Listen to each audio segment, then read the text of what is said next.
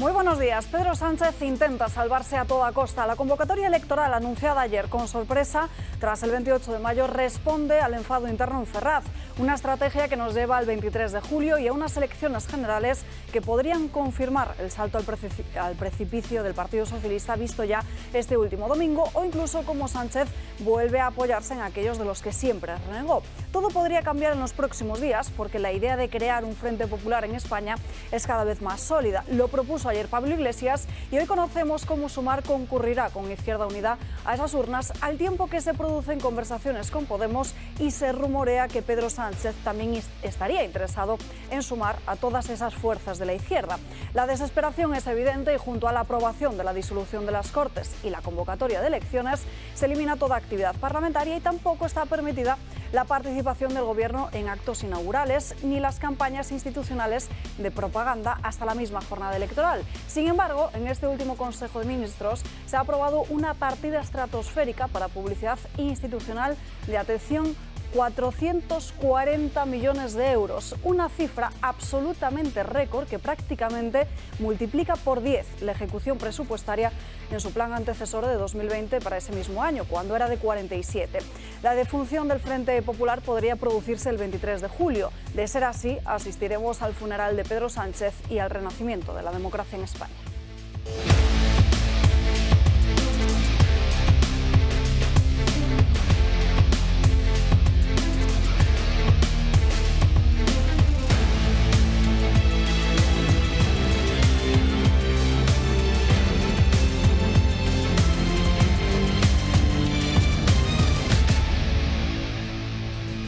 Comenzamos el martes aquí en Dando Caña con muchos asuntos de los que hablar, así que quédense con nosotros a lo largo de las próximas 2 horas. Saludamos a los invitados que nos acompañan. Julio Ariza, muy buenos días. Buenos días. Hay que gobernar no para todos, sino para el bien de todos, que es cosa distinta. Es decir, eso de gobernar para todos supone, a veces, para algunos, el que, bueno, pues hay que dar la razón a estos en esto, o hay que hacer un poquito menos de lo que uno querría para que conformar a que estos no se enfaden.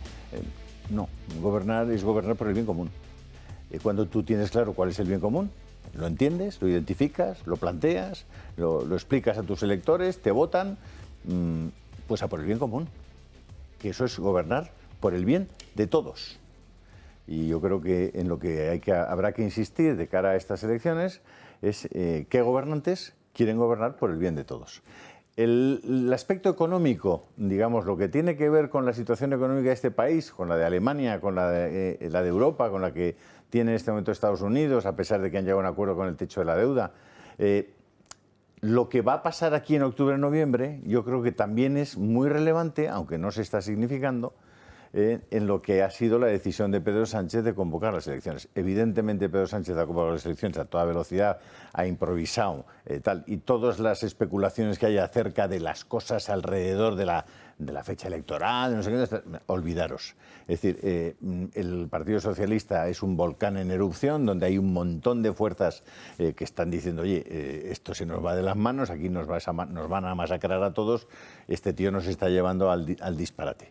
Él ha tratado y ha cortado por lo sano un proceso en el que probablemente le hubiera salido por la ventana, pero además es que, insisto, y aquí tenemos ahora nos lo contará alguien que sabe mucho más que yo, es decir, la situación económica, específicamente la situación de la subida de tipos de interés, que está pasando una factura brutal a muchísimos españoles que están pasando de pagar 400, 600, 800 euros de hipoteca mensual a ver incrementado hasta el 40% el coste mensual de esas hipotecas.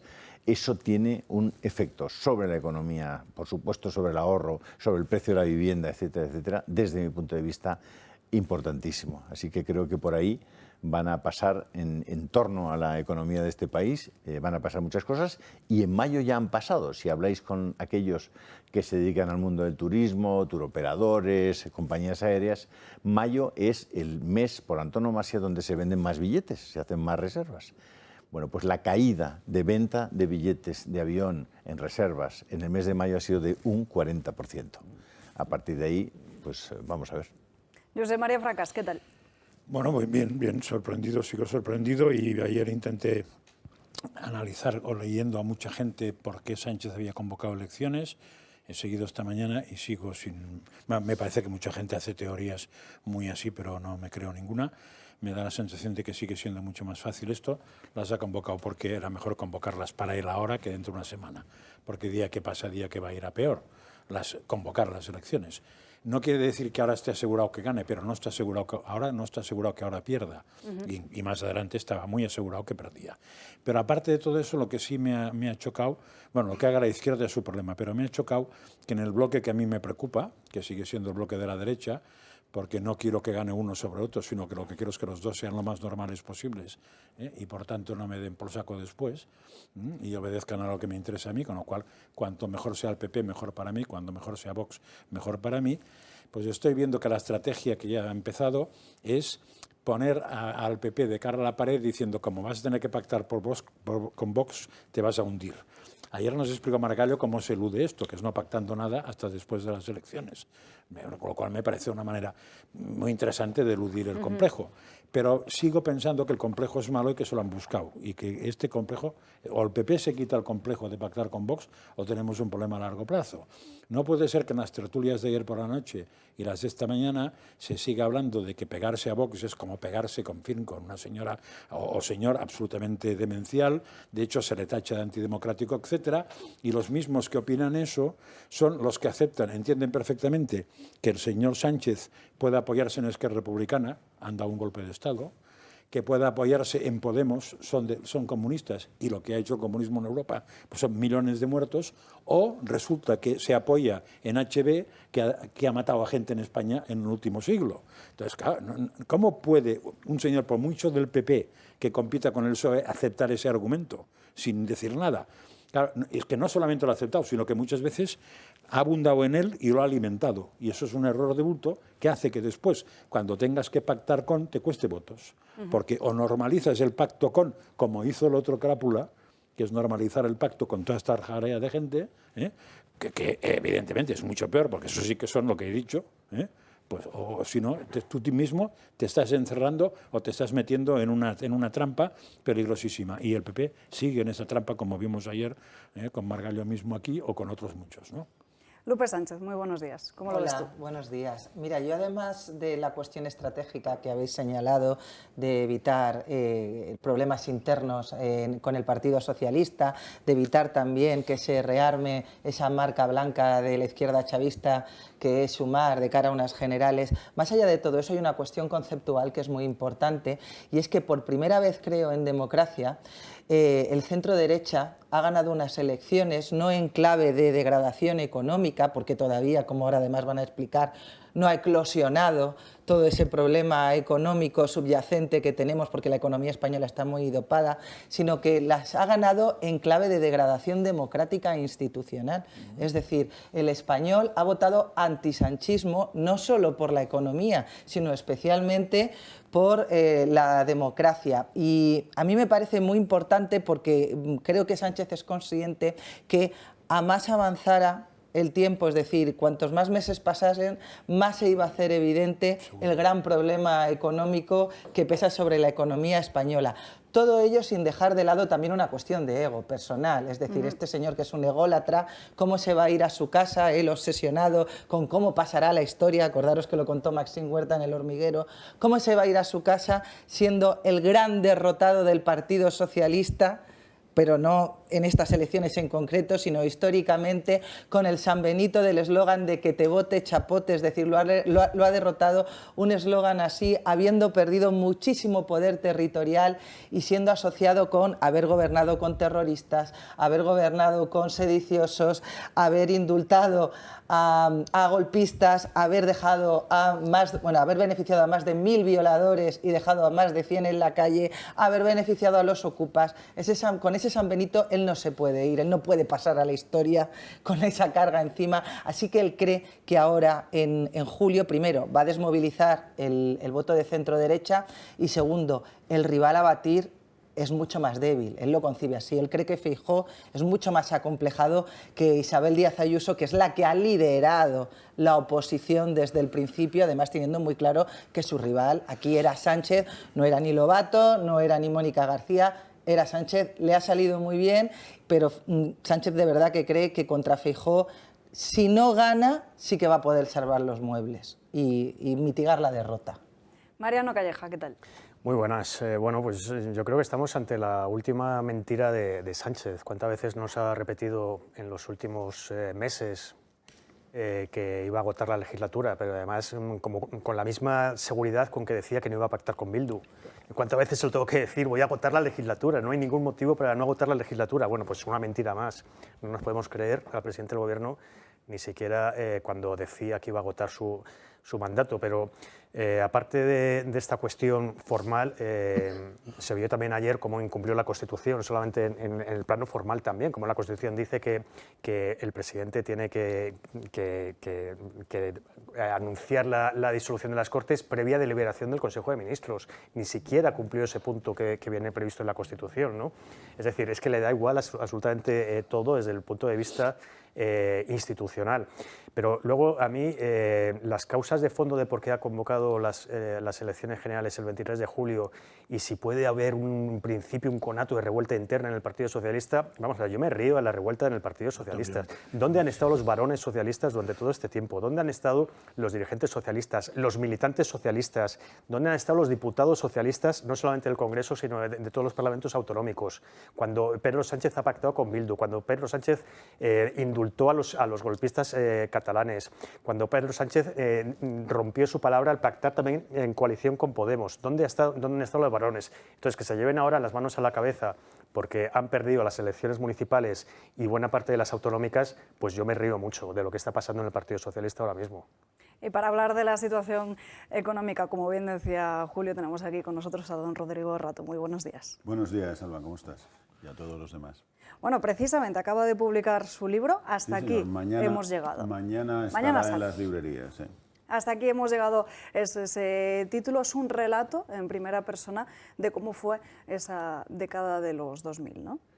Bueno, es un relato de mi vida desde que entro en la puerta de Caja Madrid a principios del 2010 hasta que salgo de Soto del Real en septiembre del 2020, ¿no? O sea, son 10 años de mi vida que han sido muy aireados, muy conocidos. He tenido muchas portadas de periódicos, he tenido muchos telediarios, pero yo no había nunca hablado de este tema ni hecho ninguna declaración pública. Y mi mujer y yo pues, nos hemos puesto a escribirlo. Escribirlo nos ha costado. Ha habido momentos un poco duros, porque recordar a veces cosas no es fácil, ¿no? Pero bueno, hemos contado la verdad y es un libro bueno, pues que yo creo que explica todo lo que sucedió, pues la entrada en Caja Madrid, el tema de las fusiones, el tema de la salida a bolsa, el tema de mi salida de la presidencia de Bankia, las ayudas a Bankia, las tarjetas, después el planteamiento del caso Rato, ya con eso se dice todo, un caso ad nominem para una persona, a ver si le encuentran lo que puedan, lo que se llama una investigación prospectiva. Y bueno, pues es un relato, yo creo que intenso y veraz, ¿no? Suponemos que también en ese relato y en ese recuerdo aparecen figuras muy importantes que han marcado precisamente todas esas vivencias. Bueno, claro, aparecen banqueros, gobernadores del Banco de España, economistas, aparecen abogados, por desgracia, aunque no tengo nada contra los abogados, pero bueno. Aparecen políticos, aparecen ministros, aparecen periodistas en algún caso, aparece pues, lo que es la España normal de esa vida, de esos años y sobre esos temas. Claro, si hubiéramos hablado de otros temas, pues hubieran aparecido otras personas, ¿no?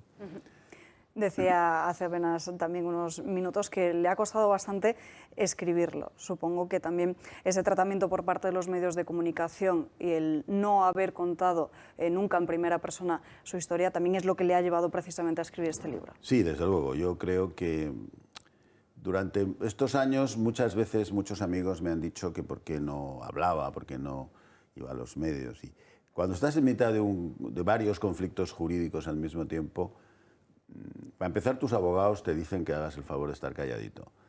Y después tú mismo pues, tienes que ir a declarar ante un juez, tienes que presentar un escrito y es complicado y casi yo diría que arriesgado, ¿no? Entonces, esta es una buena oportunidad para mí para contar la verdad y, bueno, pues espero que haya gente que le pueda interesar, ¿no? De una historia, por otra parte, bastante conocida. También habrá, supongo, gente molesta después de leer ese libro, ¿no? Pues no debería haberlo, porque este libro al que plantea sus errores es a mí. O sea, yo hablo de varias veces los errores de juicio que cometí en temas diversos, pues las fusiones, las tarjetas, otras cosas. Y he tratado, y yo creo que más bien mi mujer lo ha conseguido, que no hiciéramos juicios de valor de nadie más. Sí contamos lo que cada cual hizo, que es distinto. Es decir, si una persona pues, era ministro y tomó una decisión, pues la contamos, ¿no? Ahora, no entramos en si era listo, era tonto, si era bueno, si era malo. Eso tratamos de dejarlo aparte, ¿no? Entonces, como digo, las críticas sobre personas, sobre todo, están centradas en mí. Yo reconozco momentos en los que pude elegir otro camino y no me equivoqué. Pero, bueno, creo que es, como he dicho, el relato de la verdad, ¿no?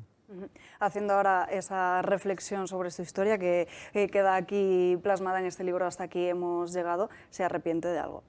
Pues sí, me arrepiento, por ejemplo, me arrepiento de haber entrado en el camino de las fusiones que me proponía el Banco de España, ¿no? Yo, en aquel momento, y lo cuento en el libro, un colega, le oí decir a un colega que no había nunca que aceptar dinero público.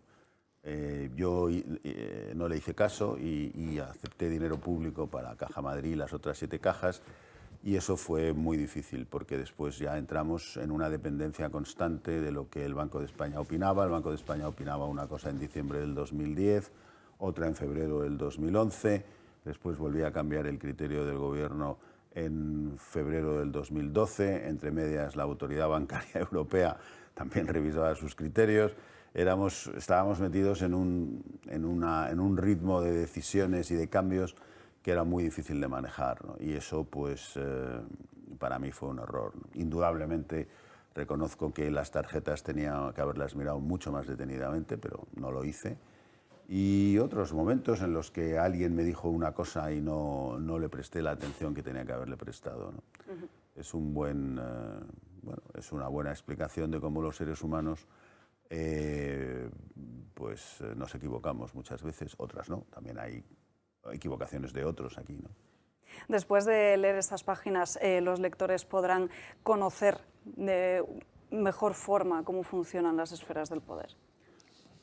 Bueno, podrán conocer cómo fue la crisis financiera en España. Yo creo que este libro dedica bastante tiempo a explicar eso, la caída de las cajas de ahorros, lo que eso supuso, por qué se hizo, por qué no se hizo, qué se podía haber hecho distinto, cuándo. Los tiempos son muy importantes en la vida, ¿no?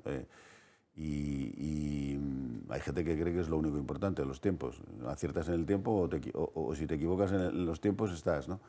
Bueno, pues España se equivocó mucho en los tiempos de enfrentarse a cómo eran las cajas de ahorros, qué se podía hacer. Después la crisis del euro, que también está explicada con bastante detalle.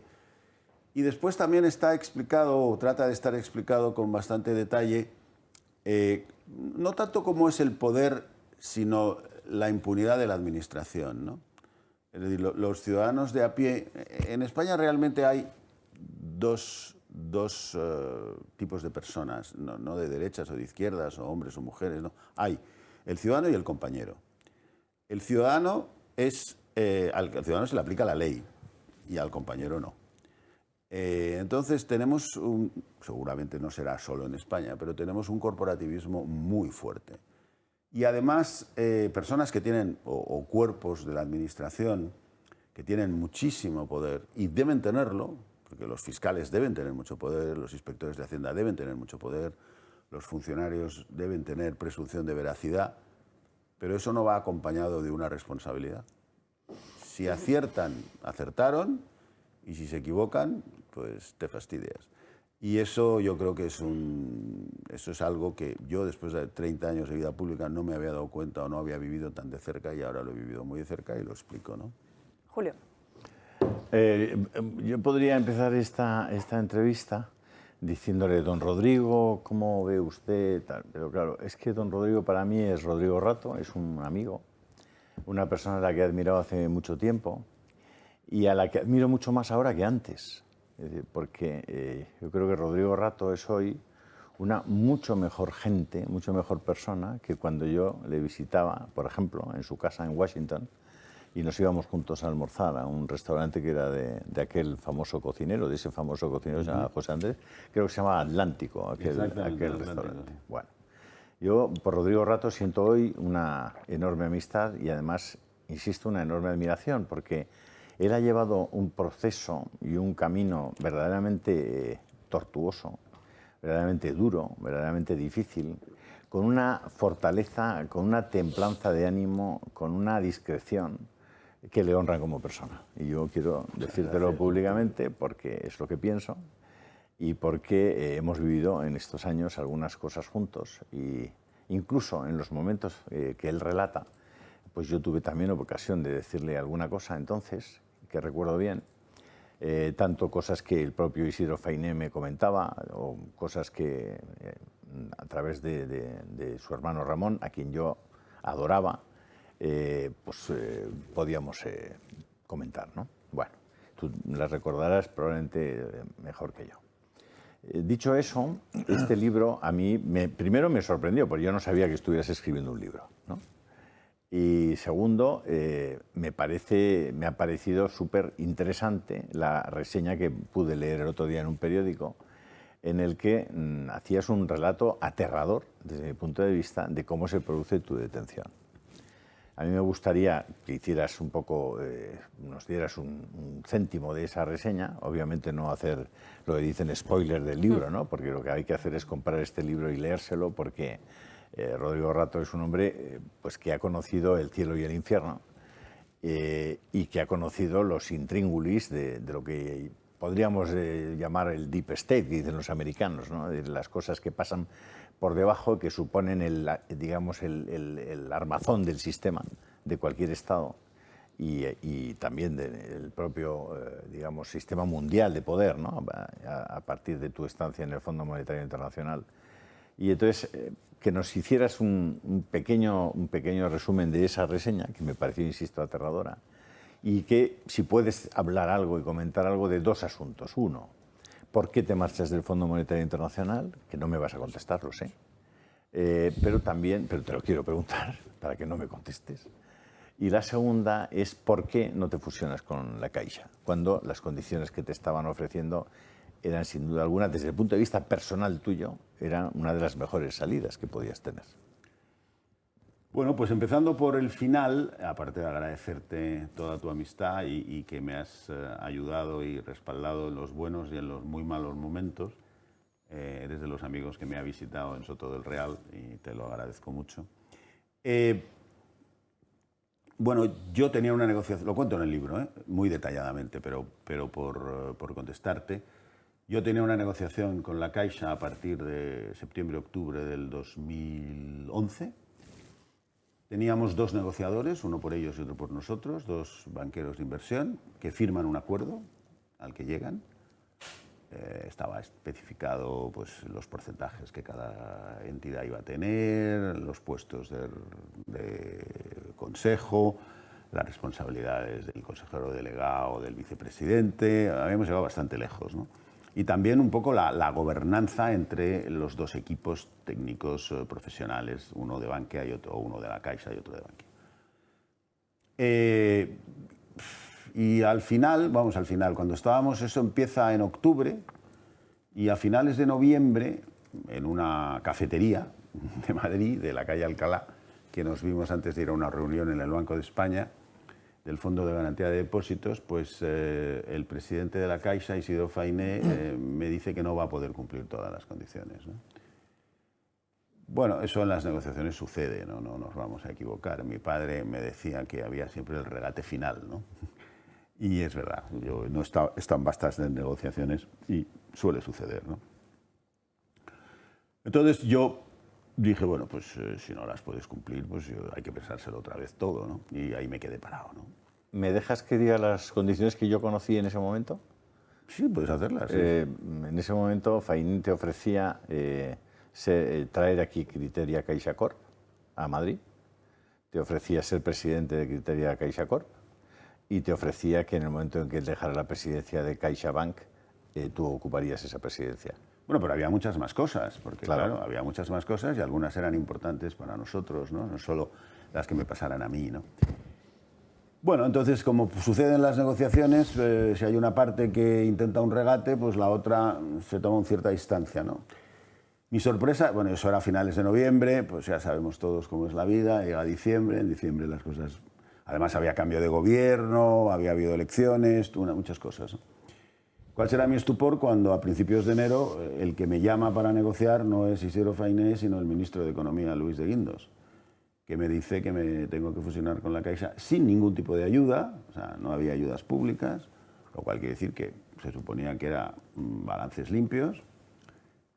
Y yo le digo, sí, pero yo tengo una negociación, estoy a medias, estamos aquí en el momento final, ha habido un cambio de criterios del otro lado. Pues, no, tienes que hacerlo. Bueno, yo no estaba muy dispuesto a hacerlo, ¿no? Y ahí, pues, claramente firmé mi salida por la... Te fuiste a ver a Mariano Rajoy. Me fui a ver a Mariano Rajoy para confirmarme que el gobierno era en su conjunto el que sostenía eso, no me lo confirmó y yo... Pero a Guindos le sentó muy mal. A Guindos, aquí lo cuento, claro, le sentó fatal y entonces ya me tachó, me puso la cruz y además habló con otra... Hay otra persona, hay un periodista que le cuenta a otra persona de la Caja, cosa que me he enterado ahora, justo, hace 6 meses, que le dice en esas fechas que Guindos no me va a dejar estar en Bankia, ¿no? Bueno, y ahí cuento toda la historia, no vamos a hacer no solo un spoiler, sino un rollo macabeo en el programa, ¿no? Y la otra pregunta es, bueno, la he contestado muchas veces y todo el mundo me la vuelve a preguntar, lo cual quiere decir que... Que no la has contestado. Sí, la he contestado, lo que pasa es que la gente dice, no puede ser, ¿no? O cree una explicación. La decisión fue una decisión personal, yo estaba separado, mis hijos no estaban conmigo, no me compensaba estar en Washington. ¿Puedo ser una irresponsabilidad? Pues puede que en cierto sentido sí. Yo me fui en un momento, elegí el momento en el que las cosas estaban más tranquilas, en las que habíamos completado varios temas internos importantes, varios temas internacionales importantes.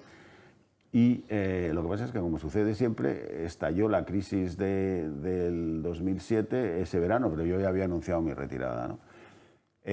Los primeros que no me comprenden son mis hijos, o sea que soy consciente de que es labor imposible, ¿no?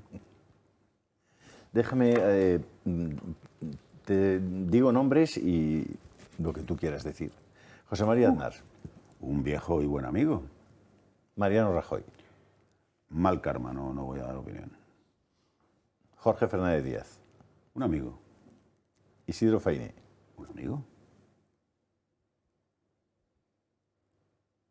Sí, amigos. Todos esos son amigos. Unos amigos y otros mal karma, no doy opinión. He aprendido que no hay que hablar... Hay ciertas cosas que no vale la pena meterse. José Luis Rodríguez Zapatero. Lo conozco muy poco. Como político no estoy de acuerdo con él. Creo que lo único que hizo, que yo recuerde que me parezca positivo, fue el matrimonio homosexual, que debíamos haberlo hecho nosotros y que lo hizo él. Pero en cambio, otras cosas que hizo no estoy de acuerdo. Pero tengo que reconocer, y lo reconozco en el libro, que yo fui director gerente del Fondo Monetario Internacional porque él quiso. Porque él era entonces el que había ganado las elecciones y pasaba por sus manos y me dijo que sí. O sea que no tengo... Y después fui presidente de Caja Madrid también porque él junto con Mariano Rajoy me apoyó. O sea que no tengo grandes cosas así que quejarme de él personalmente, pero políticamente no me ha gustado cómo ha sido como presidente, ¿no? Soraya Sáenz de Santa María. En mal karma no entro. María Pico. Mal karma no entro. César Alierta. Un gran amigo. Francisco González. Amigo. Más en otras épocas que en las de este libro, pero amigo. Jaime Caruana. Amigo. No tengo nada más que decir. A ver si tenéis alguna pregunta. Yo tenía una, pero ya me la han hundido, porque como el libro no hablaba de lo del Fondo Monetario Internacional, quería preguntar, pero ya ha salido. O sea que no da para otro libro eso. Hombre, puede dar. Esto depende de los lectores y de los editores y de los autores. No la salida, sino en una institución. No, Institución el de Fondo este Monetario tipo, ¿no? es muy interesante, ¿no? Es una institución muy interesante y además de un trabajo muy difícil, ¿no? Yo cuando, lo cual demuestra que a veces uno se pasa de listo, cuando yo era ministro, hice unas declaraciones diciendo que ser director gerente del Fondo Monetario Internacional era misión imposible.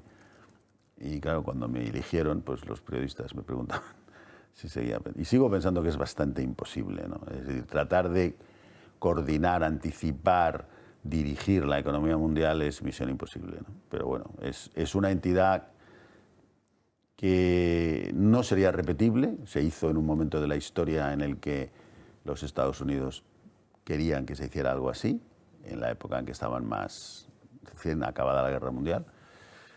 Y si no existiera, yo creo que la echaríamos de menos, pero coordinar 190 países es muy complicado. ¿Pero dirige algo ahora el Fondo Monetario Internacional? Bueno, depende. ¿O se ha quedado a margen? No. Vamos a ver, opina públicamente sobre temas y eso puede tener incidencia. Controla las economías y les lee la cartilla, lo cual pues puede tener incidencia, aunque no acierta siempre, porque en esto de las previsiones acertar es muy difícil. Ayuda a los países más pobres en los temas de deuda, ahí hace un papel muy importante. Lo está haciendo ahora en África, por ejemplo, y en Sri Lanka, por poner dos ejemplos. Y después tiene un trabajo de investigación, pero sobre todo tiene un trabajo de mejora de las estructuras funcionariales en temas financieros de los países, sobre todo de los países emergentes, muy importante, que es un trabajo muy desconocido. Pero los países emergentes, que muchas veces tienen dificultades para desarrollar sus equipos técnicos, pues el fondo juega un papel ahí muy importante. Mariano. Bueno, yo es que tengo muchas preguntas para usted, porque tener aquí a Rodrigo Rato es que es un privilegio. Entonces, claro, no sé cómo resumirlo todo así. Pero luego le preguntamos rápidamente. ahora el libro, luego le preguntamos de economía. Bueno, hay muchos temas. Pero también por lo que ha dicho Julio, que yo creo que me ha quedado claro con ese pequeño comentario que ha hecho sobre las personas que le he ido mencionando. Pero ¿cómo se ha portado el Partido Popular con usted durante todos estos años? Si nos puede resumir así. Bueno, yo ya no soy miembro del Partido Popular. En el año 2014 me mandaron a un íntimo amigo mío a decirme que dejara de ser miembro a la raíz del conocimiento sobre las tarjetas. Y yo pues, no discutí y ya no soy miembro del Partido Popular. El Partido Popular, pues no voy a opinar así en general, ¿no? Yo he sido miembro del Partido Popular 30 años, lo he pasado muy bien en el Partido Popular, he trabajado muy contento, he sido vicepresidente del Gobierno gracias al Partido Popular, en gran parte he sido director gerente del Fondo Monetario gracias al Partido Popular, he sido presidente de Caja Madrid en parte gracias al Partido Popular, yo no puedo... Y además yo soy votante, es decir, no soy político ni soy activista, pero soy votante y siempre voto, ¿no? Entonces, no, el Partido Popular, pues para mí es una parte muy importante de mi historia, ¿no? Personal. ¿Y cómo está viendo ahora mismo la etapa de Alberto Núñez Feijóo? Tenemos elecciones generales en 54 días. Acaba de ganar unas elecciones municipales. Pues yo creo que va a ganar, yo creo que va a gobernar, ¿no? Yo creo que va a gobernar, probablemente en coalición o en acuerdos parlamentarios, eso no lo sé, porque eso no lo sabe nadie, pero va a gobernar y yo lo conozco porque yo trabajé con él en mi época de ministro, porque él era responsable del Insalud, que era un foco de atención de gasto muy importante. Y es un hombre muy capaz, yo creo, y es un hombre, bueno, yo creo que está en sazón y desde luego le viene el tema, ¿no?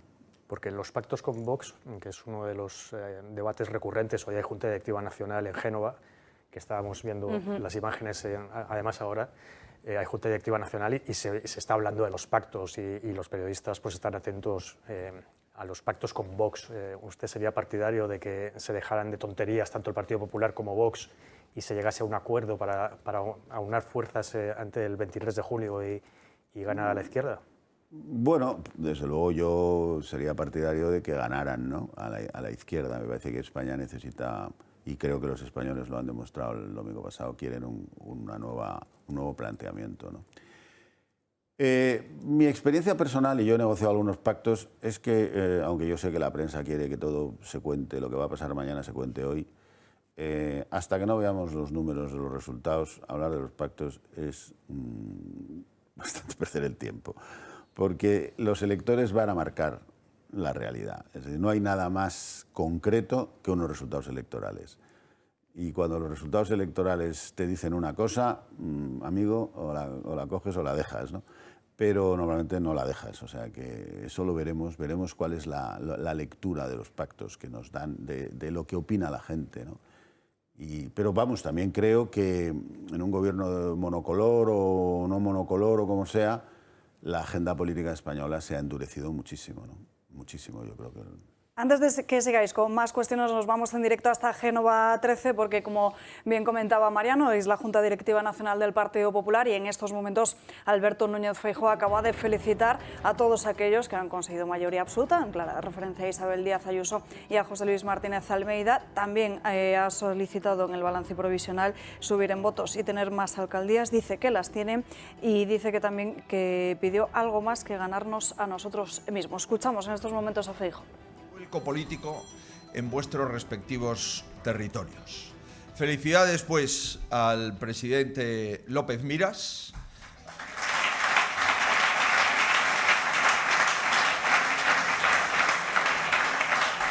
y al presidente Vivas, que viene de Ceuta,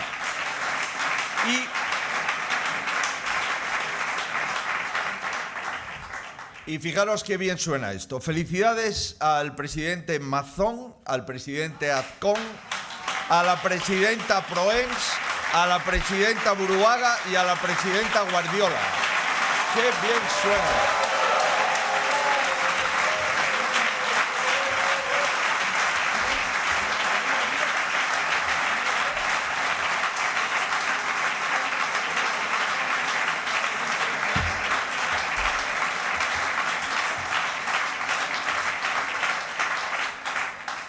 Y por supuesto quiero felicitar a los restantes presidentes con elecciones autonómicas, ya que independientemente de la traducción exacta de escaños, habéis logrado una mejoría excepcional. Y este partido valora unos resultados que también son fruto del trabajo, del esfuerzo y de la mejora en muy poco tiempo. Todos habéis mejorado el último resultado del Partido Popular, sin excepción. Por tanto, quiero felicitar de una forma muy expresiva a Paco Núñez y a Diego Canga, presidente del Partido Popular de Castilla-La Mancha y de Asturias.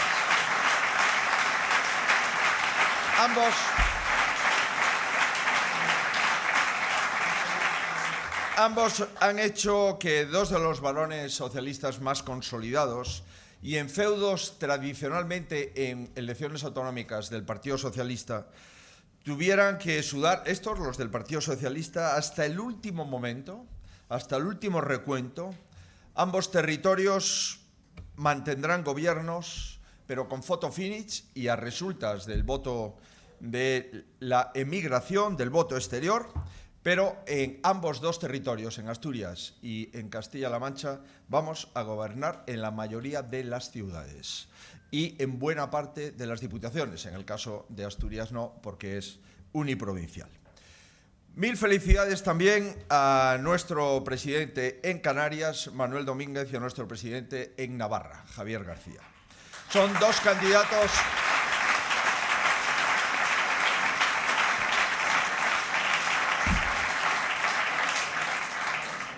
dos candidatos que debutaban, que han sentado las bases de futuras mejorías y que han de ayudarnos a consolidar el proyecto y a conseguir el respaldo del 28M, se acreciente el próximo mes, el 23 de julio. No quiero olvidarme de las comunidades autónomas que no habéis tenido autonómicas, pero que sí habéis tenido municipales.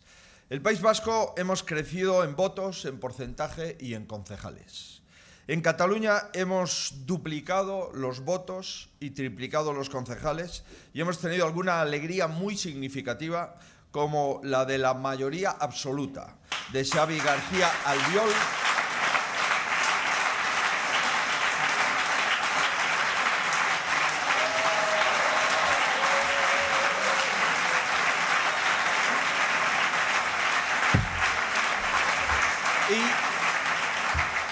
la mayoría absoluta menos uno, que espero no le impida ser alcalde al que ganó limpiamente las elecciones, que no es otro que Manu Reyes en Castelldefels. Queridos amigos,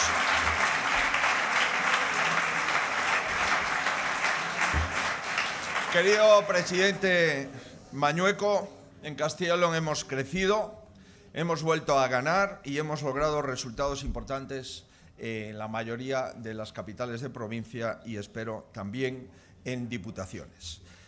Querido presidente Rueda, presidente de la Xunta, hemos Euforia en el ganado Partido con Popular, ya lo ven con esas palabras de Alberto Núñez Feijóo, felicitando a todos los candidatos del PP que se presentaron en estas elecciones del 28 de mayo. Queda todavía por ver cómo se van a materializar esos gobiernos, porque en muchos sitios dependerían de Vox o de una abstención, en todo caso, del Partido Socialista. Nos tenemos que ir a una pausa de publicidad y a la vuelta seguimos conversando con Rodrigo Rato.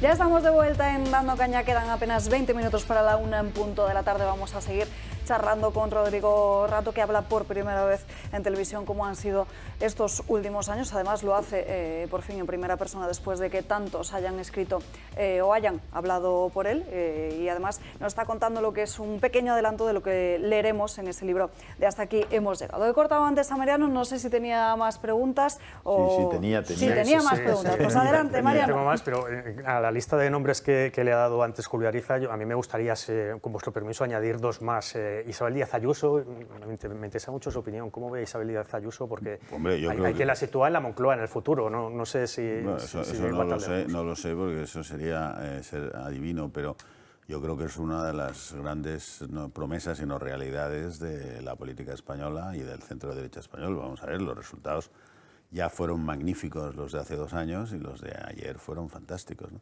Y además tengo que decir que es la única política que habla de algún tema que a mí me parece especialmente importante, que es el silencio positivo. Es decir, que cuando le pides una cosa a la administración, me da igual que sea municipal, autonómica o central, y pasan 6 meses, en vez de ser un no, sea un sí. Y habla del Estatuto del Contribuyente, que quitó Mariano Rajoy. O sea que yo, además, me gusta lo que dice, por lo menos en esos 2 temas, ¿no? Yo creo que es una persona con un liderazgo político muy importante, ¿no? Muy importante. Y Santiago Abascal, porque vamos a ver, Vox, bueno, usted en esa época sí que estaba en el Partido Popular cuando nació Vox, digamos, ¿no? Y cuando se produjo lo que se considera una escisión del Partido Popular, de una parte del partido, nace de ahí que no estaba de acuerdo con las políticas que estaba llevando a cabo Rajoy, con la línea marcada por Rajoy. ¿Cómo ve a Santiago Abascal o qué relación ha tenido o tiene con él? Bueno, yo creo que él defiende lo que tú has dicho claramente, es una escisión del Partido Popular que se produce a partir del gobierno de Mariano Rajoy y que ya en el año 2015 empezamos a ver una pérdida de votos que no sé ahora en qué está, en 3 millones, en 2 millones y pico, lo que sea, y que, bueno, cambia el mapa político del centro derecha y la derecha española. Pero además a él personalmente yo le he visto algunos gestos que indican que es una buena persona y una persona generosa en cosas que le he visto con otras personas, ¿no? Y eso es una virtud, son virtudes que no tenemos todos siempre, ¿no? Y bueno, pues es una opinión. Veremos en las elecciones europeas en toda Europa cambios significativos. Yo creo que las elecciones europeas... Por ejemplo, este adelanto electoral de Sánchez tiene una consecuencia que no estamos discutiendo en España porque discutimos las nuestras, pero que tiene su importancia, y es que la presencia española en la Unión Europea queda muy tocada, porque no va a ser fácil que la administración española, sin definición, pueda dedicarle el tiempo que requiere el acabar todos los temas que están en la tubería de salida de la Unión Europea. Que además, como las elecciones europeas son en junio del 24, la presidencia posterior a la presidencia española ya no podrá acabar esas cosas. O sea, todo lo que la Unión Europea no sea capaz de digerir, de gestionar, de cerrar antes de diciembre, pues seguramente se va a quedar para el siguiente paso, ¿no? Y eso, aunque nosotros en España no le estamos prestando atención todavía, nos lo están recordando ya en periódicos extranjeros, que esta llamada de repente convocar unas elecciones a prisa y corriendo cuando tienes una responsabilidad europea no es bueno para nuestra prestigio fuera, ¿no? Ahora, Yo creo que las elecciones europeas del año 24 van a dar un mapa político europeo en el que Vox y otros partidos van a tener un papel más importante, ¿no? Sí, eso parece que va por ahí, ¿no? Ya que Mariano ha abierto el espectro temporal de las preguntas, voy a ir a una que siempre me ha preocupado. ¿Qué puedes decir de por qué un tal Aznar escoge a Rajoy y no a ti? Bueno, aquí lo cuento en un capítulo. Hay un capítulo dedicado a quién soy yo, desde que voy al colegio hasta que escribo el libro, cuál es mi experiencia vital, mis trabajos, mis tal, ¿no? Y una de ellos es indudablemente mi época política, la decisión de Aznar. Y ahí soy crítico de la idea del dedazo, ¿no? Yo creo que el dedazo fue un grave error. Fue un error para Aznar, que se hizo responsable de algo que no diré le persigue, pero lo tiene colgado del cuello y lo va a tener toda su vida, del que además parece que no está satisfecho. Fue malo para Rajoy, que llegó ahí con un dedazo que no venía a cuento. Fue malo para el partido, que era maduro suficiente como para haber elegido sus propios líderes. Fue yo creo que un grave error de una gestión política de José María, pues que en otros muchos aspectos fue muy brillante y muy positiva, ¿no? ¿Y por qué eligió a...? Eso es una decisión que tomó él, yo no lo sé por qué. Yo no quería de ninguna manera ser elegido por nadie, yo quería que me eligiera el partido. Las primarias, luego hemos visto las consecuencias que tienen. Bueno, pero una cosa son las primarias y otra cosa es cuando hay un cambio de líder, es distinto. Es decir, una cosa es que para elegir todas las veces, de verdad, yo no soy partidario de las primarias, ¿no? Porque creo que eso radicaliza a los partidos, porque al final los que votan son normalmente los más ultras, ¿no? Con todos los respetos, ¿no? Pero una cosa es eso y otra cosa es que cuando una organización, la que sea, cambia de líder, en este caso, porque además el líder se va porque se quiere ir, nadie le estábamos dando... ¿No fue este el gran error ya? Bueno, eso fue, yo le dije no te vayas, pero él tenía un compromiso. Declarar me voy al final de esta legislatura. Bien, eso ya pudo ser un gran error en el sentido de que cambió la agenda, Total. quieras que no, pero cuando hay un cambio de líder, el dedazo, yo es que creo que no es coherente, ¿no? Tiene que haber una legitimación de una estructura madura que elija un nuevo líder, ¿no?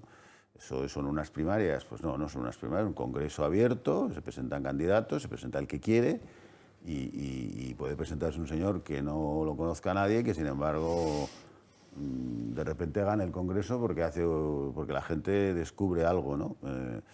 Pero yo creo que, bueno, ya he dicho lo que pienso. Lupe. Bueno, yo como no soy periodista, que soy abogada, primero quería comentarle una cosa a Rodrigo, que es que, en mi opinión, el episodio de su detención fue uno de los ejemplos de escarnio público más bochornosos de la democracia, escarnio público organizado desde las instituciones. La detención no cumplió ninguno de los requisitos ni de fondo ni de forma que establece la ley para la que sirven en la forma en que se tienen que producir las detenciones. Y por desgracia hay mucho de verdad en eso que él ha señalado, que hay cargos públicos e instituciones en este país que tienen muchísima responsabilidad, que como consecuencia de esa responsabilidad que tienen que ejercer tienen mucho poder, pero el problema es cuando se exceden, no tiene consecuencias. Y es una reflexión muy interesante, que da para mucho además. Y la pregunta que le quería formular, porque es algo que a mí me inquieta, porque no lo tengo tan claro como nos venden, es cómo ve el futuro bancario de nuestro país. Porque ¿Bancario? El bancario, sí, porque ahora nos dicen que con los test de estrés la banca está muy saneada y superan todas las pruebas. También nos lo decían en Estados Unidos y hay dos bancos, creo que son dos, que ya se ha llevado esta crisis que no tiene ni muchísimo menos la intensidad. Alguno más, me parece. Alguno más creo que puede ser. Y una crisis que no tiene ni muchísimo menos la intensidad que tuvo la de antaño. Entonces no sé cómo lo ve. Bueno, los bancos españoles son bastante buenos, son profesionalmente fuertes y teóricamente no, según el Banco Central Europeo están muy bien capitalizados, La confianza del mercado es relativa, porque las acciones no suben mucho, pero tampoco en otros países. Hay muy pocos bancos en este momento que puedan competir en rentabilidad, no ya con las tecnológicas, sino con los fabricantes de productos de consumo. Por tanto, es un negocio que está en un cambio muy profundo, ¿no? En España hay un oligopolio. Aquí se explica una parte de cómo se produjo ese oligopolio. Inevitable o no inevitable, pues no lo sé, eso es una discusión muy complicada. Pero yo no creo. Lo que pasa es que los bancos, además, claro, las autoridades después de la crisis de 2008 quieren que los bancos no corran riesgos, porque dicen, si corres riesgos tengo que acabar rescatando. Pero los bancos son negocios de riesgo por definición. Entonces, si no corren riesgos, la financiación se endurece. Y yo creo que es donde estamos en estos momentos en Europa y en España, ¿no? Entonces, ¿cómo conseguir que los ciudadanos que tienen ideas o tienen ganas accedan a una financiación posible? Lo estamos viendo con las casas. Todo el mundo critica mucho a las cajas de ahorro. Seguramente estaban llenas de problemas. Pero las cajas de ahorros hicieron propietarios a una gran parte de la clase media, la clase trabajadora de este país, a las que les daban productos que las bancas no les podía ofrecer o no les quería ofrecer, ¿no? Bueno, la financiación es necesaria en una sociedad como la nuestra. El exceso de financiación es malo, muy malo, y el defecto de financiación pues es lo mismo, pero al revés. ¿Cómo conseguir que los mercados de capitales nos den dinero para los que puedan tener una idea, puedan tener... Pues eso Europa no lo ha sabido resolver, y no lo resuelve. Y en ese sentido hay una parte de la falta de crecimiento económico en Europa que está relacionada con eso. Hablando de bancos. Madre mía. Hablando de bancos. Estamos viendo cómo se lleva a cabo la fusión de UBS con Credit Suisse, o la compra por parte de... La absorción a dedo, eso sí que ha sido un dedazo. Eso es. Y la ministra de Finanzas suiza era enormemente crítica hace muy pocos días con los directivos de Credit Suisse, a los que calificaba de pirómanos. Mientras tanto, el Deutsche Bank despertaba también enormes dudas en el mercado. Y bueno, eso se ha ido apagando, porque aquí como una noticia mata a la otra en pocas horas. ¿La crisis del Deutsche Bank está alarmada?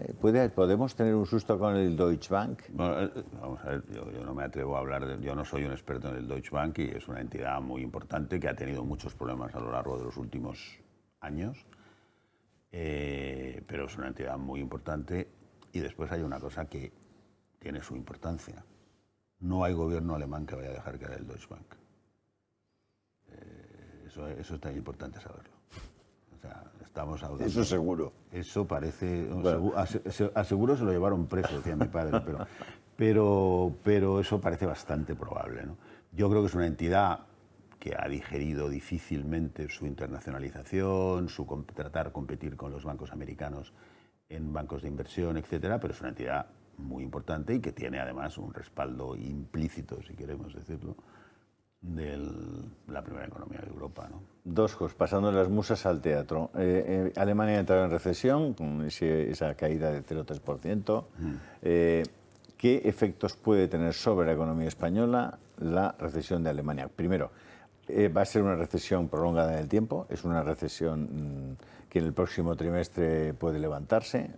¿Qué efectos va a tener la recesión de Alemania en la economía española? Y, bajando más al teatro, todavía, si tú tuvieras, Rodrigo, que tomar una hipoteca ahora, ¿lo harías a tipo fijo o a tipo variable? Qué buena pregunta. Vamos a ver. Alemania. El otro día leía una cosa muy ingeniosa sobre Alemania. Alemania tenía depositada o subcontratada su defensa con Estados Unidos, tenía subcontratada su energía con Rusia y tenía subcontratada su comercio exterior con China. Entonces, claro, en estos momentos, el que tenga una pequeña recesión del 3% no es mucho, porque claro, se han quedado prácticamente... Entonces, están en un cambio económico brutal. Los alemanes son bastante buenos en algunas cosas, no en todas, pero en algunas cosas son buenos, ¿no? Y yo creo que, y primero, es un país muy rico y normalmente bastante bien administrado, ¿no? Tienen recursos muy importantes. Se están gastando mucho dinero en muchas cosas, entre ellas en armas. 80.000 millones este año. Bueno, 80.000 millones es más de lo que se gasta Rusia al año, ¿eh? Entonces estamos hablando de... Y además con la diferencia de que los alemanes saben hacer máquinas. A lo mejor no saben hacer finanzas, pero máquinas las saben hacer muy bien. Entonces, Alemania está en una transición energética muy importante, muy, muy dura. Y, bueno, hombre, es la locomotora de Europa. Debe ser, sí, no me lo sé de memoria, pero debe ser nuestro segundo cliente. Y también en turismo, debe ser muy importante. Por lo tanto, a nosotros, Alemania tosiendo, pues nos tiene que preocupar. No mucho, porque yo creo que Alemania tiene recursos más que suficientes como para salir de esto, ¿no? Ahora, claro, lo que está pasando, que es una cosa muy, muy rara, están pasando dos cosas, bueno, muchas cosas raras, pero hay dos muy raras. Una, casi todos los países de la OCDE están revisando al alza su crecimiento, salvo Alemania, por ejemplo, de una manera muy, muy, muy intensa, que llama la atención. Entonces esto nos lleva a dos preguntas. Una, ¿qué está pasando? Y otra, es que las estadísticas no están funcionando, no lo sabe nadie. La otra es que los tipos de interés, cuando suben, tienen efectos un poco en el tiempo, ¿no? Es decir, a ti te suben los tipos de interés y a lo mejor tu banco no te lo repercute inmediatamente, te lo repercute 6 meses más tarde. Ahora están teniendo un efecto bastante retrasado, ¿no? Por eso las economías normalmente no estamos sufriendo demasiado, aunque los tipos de interés están subiendo, perdón. Eso indicaría que vamos hacia un entorno complicado, porque va a ser más caro el dinero. Y el dinero es, junto con la energía y la alimentación, es lo que hay. Y están más caros la energía, más caro la alimentación y más caro el dinero. Lo único que ha dejado de estar más caro es la energía, pero tampoco está baratísima. Entonces, esos son temas que están ahí y, por ejemplo, estamos viendo la crisis de deuda en Estados Unidos y todos creemos que es un problema de ellos, pero no, la crisis de deuda está viniendo. Aquí, el año que viene, uno de los temas que está en la tubería europea para cerrarse y que España tendría que ser el que le diera el empujón, es el acuerdo sobre las nuevas reglas fiscales. Eso se va a producir con España, sin España, sí o no, entre otras cosas porque los alemanes y los holandeses lo van a exigir. Eso querrá decir que ya el dinero no es gratis, que ya el dinero no es fácil. Entonces, viene un tiempo complicado. Y en cuanto a hipoteca fija o hipoteca variable, buena pregunta, ¿no? Buena pregunta. No se me atrevo a contestarla, no sé, eso es muy complicado para mí. No hacer ninguna ahora. Dos apuntes. Probablemente no vas a hacer ninguna porque no te la van a dar, pero esperar a que bajes. Y bueno, y los que la tienen en variable, habiendo podido tenerla en fijo al 0,8, probablemente se están tirando de los pelos. Pero bueno, eso es la vida misma. La Agenda 2030, el primer punto, acabar con la pobreza en el mundo. Bien, y a continuación lo que hacen es incrementar en 200.000 millones de euros el presupuesto para armas en Europa. ¿Cuánto ha incrementado Europa el dinero para acabar con la pobreza y el hambre en el mundo? Hombre, Europa no es una entidad poco generosa. O sea, seamos realistas, los europeos somos una entidad bastante generosa. Lo que pasa es que lo que más ha acabado con el hambre en el mundo ha sido el comercio. Si ahora vamos y estamos ya de hoz y coz en un periodo proteccionista que marcan los chinos y los norteamericanos, los chinos han sido siempre proteccionistas, pero los norteamericanos no lo eran mucho, ahora son bastante proteccionistas. Eso es de las peores noticias que tenemos para el hambre en el mundo. Nosotros tenemos la suerte de que estamos en el tercer bloque y algo de proteccionismo nos va a tocar. Lo que pasa es que las cifras que nosotros manejamos para proteccionismo son muy pequeñas comparadas con las de los chinos y los norteamericanos. Entonces, es muy mala noticia el proteccionismo para el hambre en el mundo, muy mala noticia. Ucrania y Rusia, última pregunta. Hoy mismo ha habido un ataque con drones en Moscú, esta mañana. ¿Sí? Esta mañana. Sí. Sí, no me había enterado. Sí. ¿A Moscú? En Moscú. Esta mañana, sí. ¿Y oído de Kiev? Un buen amigo que acaba de regresar de Moscú me dice hay dos posiciones políticas en este momento en torno al poder en Moscú. al Kremlin. Una es la de Putin, que es la moderada, y otra es la de los halcones, que están por el lanzamiento de bombas tácticas nucleares, incluso en algunas ciudades de los Estados Unidos. Esa es, en este momento, la disputa que hay en Moscú, viendo que el envío de los F-16 y de otras armas muy sofisticadas por parte de Estados Unidos a Ucrania puede complicarles mucho la vida a los rusos. Los rusos son probablemente creo que es uno de los 2 países del mundo que tienen más ojivas nucleares tácticas, en torno a 3.500 ojivas, y eso haría que simplemente desapareciéramos como especie en este mundo. ¿Por qué Europa está emperrada en que continúe la guerra? Hombre, porque Europa ha interpretado esta guerra como un imperialismo ruso en territorio europeo. Los sirios seguramente dirán, óigame, son ustedes racistas, pero esa es la realidad. Y no está dispuesta a perder. Entonces hemos visto que los finlandeses, nada más y nada menos, y los suecos, pues han tomado una decisión histórica, y los polacos y mucha gente, ¿no? Incluso nosotros y mucha gente. Entonces, claro, esto hay una presión muy fuerte sobre la guerra militar, donde Rusia se está desangrando, no tampoco también Ucrania, pero Rusia se está desangrando. A Rusia esto le está costando un modelo. Si los alemanes han cambiado de modelo económico, los rusos mucho más, y a peor.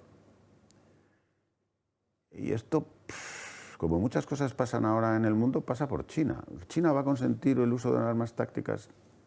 No lo creo. No le interesa nada. No le interesa nada. Pero ¿cómo puede no consentirlo? Porque yo creo que ellos ya mandan mucho allí, ¿no? Porque la alternativa es... no lo sé, esto sí que es... ¿Cómo se hace eso? O sea, se llama uno al otro y de cómo hagas eso... Yo creo que hablan todo el tiempo, ¿no? Hombre, les compran el petróleo, les compran todo, les venden de todo, son su paraguas protector con los países del sur. Es decir, Rusia, de ser un país políticamente muy autónomo, ha pasado a estar en la esfera china como consecuencia de una guerra que no gana, ¿no? Esto es una presión para una paz negociada, medio negociada, un Chipre en el que se pone un muro ahí en donde sea y unas tropas de interposición, ¿o qué es? Esto es una operación porque claro, los drones en Moscú todos pensamos que pueden ser drones ucranianos, pero a lo mejor son drones rusos. Porque ahí no sabemos si en España hay un estado profundo, en Rusia debe ser kilométrico. ¿A qué están jugando? No lo sabemos. Pero yo no sé, me cuesta mucho pensar que China alegremente se vaya a meter en una confrontación de ese calibre, ¿no? Me cuesta mucho. Rodrigo Rato, hasta aquí hemos llegado con la entrevista. Muchas gracias. Sabes que esta casa tienes buenos amigos y he venido muchas veces y volveré cuando a veces me invitéis. Esperemos contar muy pronto de nuevo contigo, porque hablar de economía contigo además es un verdadero aprendizaje, así que... Y sobre todo si me preguntas por si quiero tipos variables, tipos fijos. Mañana en librerías, hasta aquí hemos llegado. Rodrigo Rato, hasta aquí hemos llegado. Muchas editorial... gracias. Un placer. Península. Editorial Península. No dejéis de leerlo porque os va a dar algunas pistas, algunas claves de las cosas importantes que han ocurrido en España en los últimos 10 años. Un placer. Y de aquí nos vamos rápidamente a una pausa de publicidad y a la vuelta ya vamos con los principales asuntos políticos del día.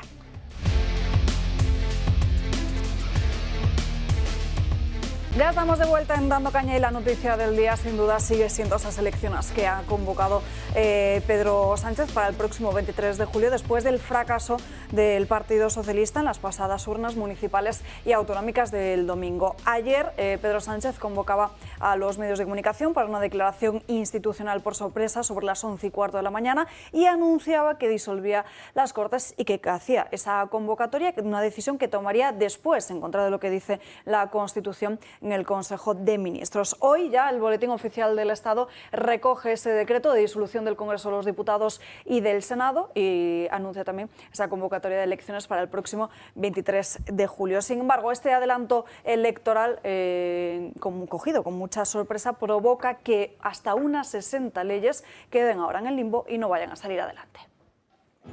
Sánchez disuelve las Cortes. Buenos días. Y con ello frena en seco su agenda legislativa. Ya no volveremos a ver estas imágenes en el Congreso cada miércoles. Se reanuda la sesión. Al menos no con estas caras y sentados en este orden. La actividad parlamentaria se paraliza y con ello todas las iniciativas en marcha o que pretendían aprobarse antes de las generales. En total, 60 normas que se dejan en el cajón, 25 de ellas procedentes de un decreto ley que Moncloa aprobó sin el resto de grupos. Pero finalmente, ¿qué leyes no verán la luz? Entre otras, la Ley de Familias, estrella del programa de Belarra.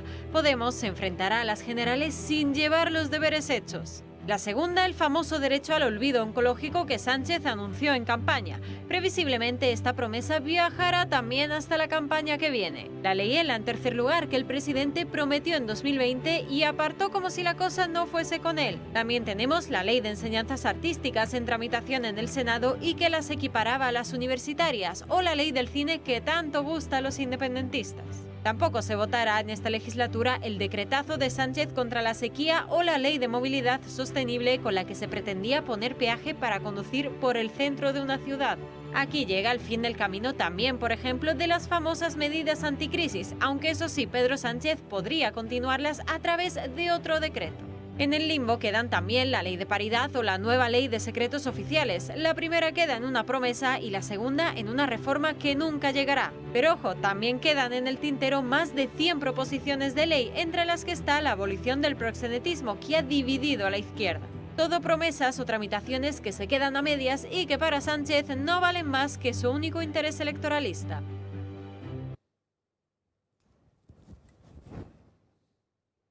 Sánchez, de convocar elecciones generales el 23 de julio, pone en marcha un calendario donde hay varias fechas clave que ya están fijadas. La primera fecha importante sería hoy, 30 de mayo, ya que se publica el decreto de convocatoria de elecciones y disolución de las Cortes, que marca el pistoletazo de salida al periodo electoral. Además, se abre también el plazo para solicitar el voto por correo y para pedir el voto desde el extranjero. Del 30 de mayo pasamos al 9 de junio, que es la fecha límite para que los partidos comuniquen sus coaliciones electorales. Esta fecha es muy importante para la extrema izquierda, que deberá negociar en tiempo récord si acuden juntos a los comicios o por separado. Y pasamos al 19 de junio, ya que es la fecha límite para que los partidos presenten sus candidaturas. Estas candidaturas serán definitivas el 27 de junio, una vez revisadas y corregidas si procediera. El inicio de la campaña electoral caerá el 7 de julio, en San Fermín, a las 12 de la noche y terminará la noche del viernes 21 de julio. Un día más tarde, el día 22, es la conocida como Jornada de Reflexión, donde está prohibido hacer actos de campaña. Y así llegamos al 23 de julio, el día de las elecciones, donde 36 millones de españoles están llamados a las urnas para elegir qué gobierno quieren durante los próximos 4 años. Y se incorpora en nuestra mesa de debate político ahora don Miguel Durán. Muy buenas tardes. Muy buenas tardes a todos. Bueno, ¿cómo valoráis este anuncio de elecciones del 23 de julio? Porque hoy publica el diario ABC se debe a una especie de presión interna porque los varones del Partido Socialista están muy enfadados por el hecho de que haya personalizado la campaña en su persona y también en su gobierno. A ver, yo creo que Sánchez ha convocado las elecciones así deprisa y corriendo por un interés puramente personal, que descubriremos antes o después a qué se debe. O sea, es decir, yo creo que no ha descubierto todas sus cartas Sánchez hasta ahora. A mí me cuesta creer que sea por una revuelta interna de varones ni nada por el estilo, porque es lo que decíamos al principio del programa, es decir, los varones que no han abierto la boca y que no han movido un dedo durante años, a pesar de todo lo que ha hecho Pedro Sánchez, que ahora se lleven las manos a la cabeza, pues es un poco ridículo, ¿no? o absurdo. Entonces yo creo que a Sánchez le mueve un interés puramente personal y ha buscado la fecha que más le pueda convenir a él, con independencia de que fastidie a muchos millones de españoles, porque el 23 de julio obviamente no es una fecha que agrade a nadie, lo primero porque mucha gente está de vacaciones, o mucha gente pues está incluso en fin de semana en un puente, que es el puente de Santiago en varias comunidades autónomas, o sencillamente porque están a 45 grados en muchos sitios de España, y entonces pues tanto estar en los colegios electorales a que le toque como ir a votar, pues la verdad no es la mejor decisión posible. Y respecto al calendario electoral que estábamos viendo antes, yo creo que la fecha clave, así a bote pronto, va a ser la del 9 de junio, que es cuando va a haber que decir qué coaliciones hay. Son los días que quedan hasta el 9 de junio, es decir, 10 días, para que sepamos si va a haber algún tipo de coalición en la izquierda, sobre todo de Sumar y Podemos. Y yo, desde luego, no tengo ninguna duda de que se vaya a producir esa coalición, porque los de Podemos pues, ahora mismo se quedarían fuera, si no. Hablando de coaliciones, ya os habréis enterado que esta mañana Alberto Garzón ha publicado un tuit en las redes sociales donde asegura que Sumar e Izquierda Unida concurrirán juntos a estas elecciones generales del 23 de julio. Dice que son la mejor oportunidad para ofrecer ese proyecto de país y ganar las elecciones generales. Adjunta además ese comunicado completo de la Federación de Izquierda Unida con el título de Un país más justo, más igualitario, más sostenible, recuperemos la iniciativa y salgamos a la ofensiva. Además, en estos momentos también se está rumoreando que al mismo tiempo Sumar estaría en conversaciones, según El País, con Podemos para poder también presentarse de forma conjunta, e incluso, según OK Diario, también el Partido Socialista estaría planteando esa confluencia con Yolanda Díaz. Incluso ayer escuchábamos a Pablo Iglesias pedir que exista ese Frente Popular. No lo decía con estas palabras. Es una opción. Lo que me extraña es que sea noticia que Izquierda Unida esté con Yolanda Díaz. Eso sí que me extraña, porque que sepa yo, todos los equipos de Yolanda Díaz son los equipos de Iniciativa, o de Izquierda Unida, vamos, en concreto más de Iniciativa per Catalunya, pero bueno, de Izquierda Unida todos, con lo cual es lo mismo. La estructura de Yolanda Díaz es comisiones obreras, o sea, me extraña que eso sea noticia, pero en fin, lo que sí sería noticia es que Sánchez haga una coalición con ellos, eso sí sería una noticia. Para mí, curiosa, tampoco la entendería mucho, pero me da la sensación de que todo eso estamos en un problema, que es que ante una mente difícil de entender, porque estar en una mente que es como un ombligo inmenso, donde solo existes tú y nada más que tú, es muy difícil meterse. A partir de ahí, cada cosa que hace la podemos razonar mucho, y si pasa una semana incluso podemos escribir libros de qué pensó, qué dejó de pensar, lo que quieras.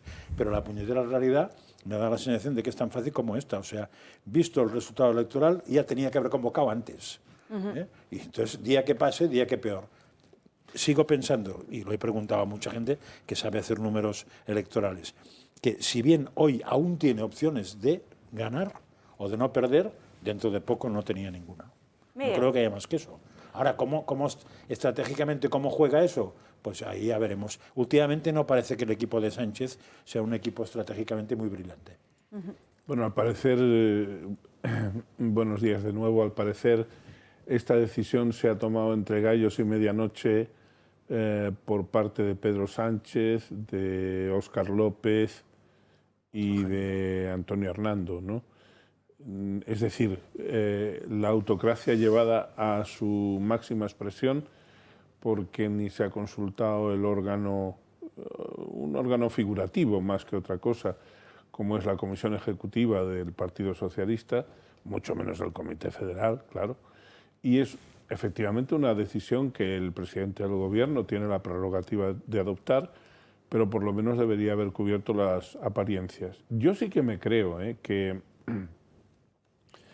hubiera ruido de cuchillos y navajas en el seno del Partido Socialista, no tanto por los varones, porque efectivamente, como has dicho tú antes, pues han tenido tiempo, si querían, de haberse expresado y no lo hicieron por miedo, pero sí de gente que no está de acuerdo con lo que Sánchez ha hecho del Partido Socialista y que se preveía el resultado. Sánchez ha vuelto a secuestrar al partido, como dicen algunos medios de comunicación. ¿Cuánto le va a dar de resultado positivo para él ese secuestro? No lo sé. Sánchez es un autócrata, tiene ciertos tics de autismo político, creo yo también. Solamente trabaja pro domo sua, cualquier cosa la hace en interés propio. Y en cuanto a... estoy con Josep María Francás en que no debe extrañar lo de que Garzón se alinee con Yolanda, porque al fin y al cabo eso es la homogeneidad comunista, no es otra cosa. Lo que a mí me gustaría es que la gente no pierda de vista que a la gente hay que empezar a calificarla por lo que son. Y ese ganado pues es un ganado eminentemente comunista. Y sabemos lo que significa eso. No deberíamos olvidarlo.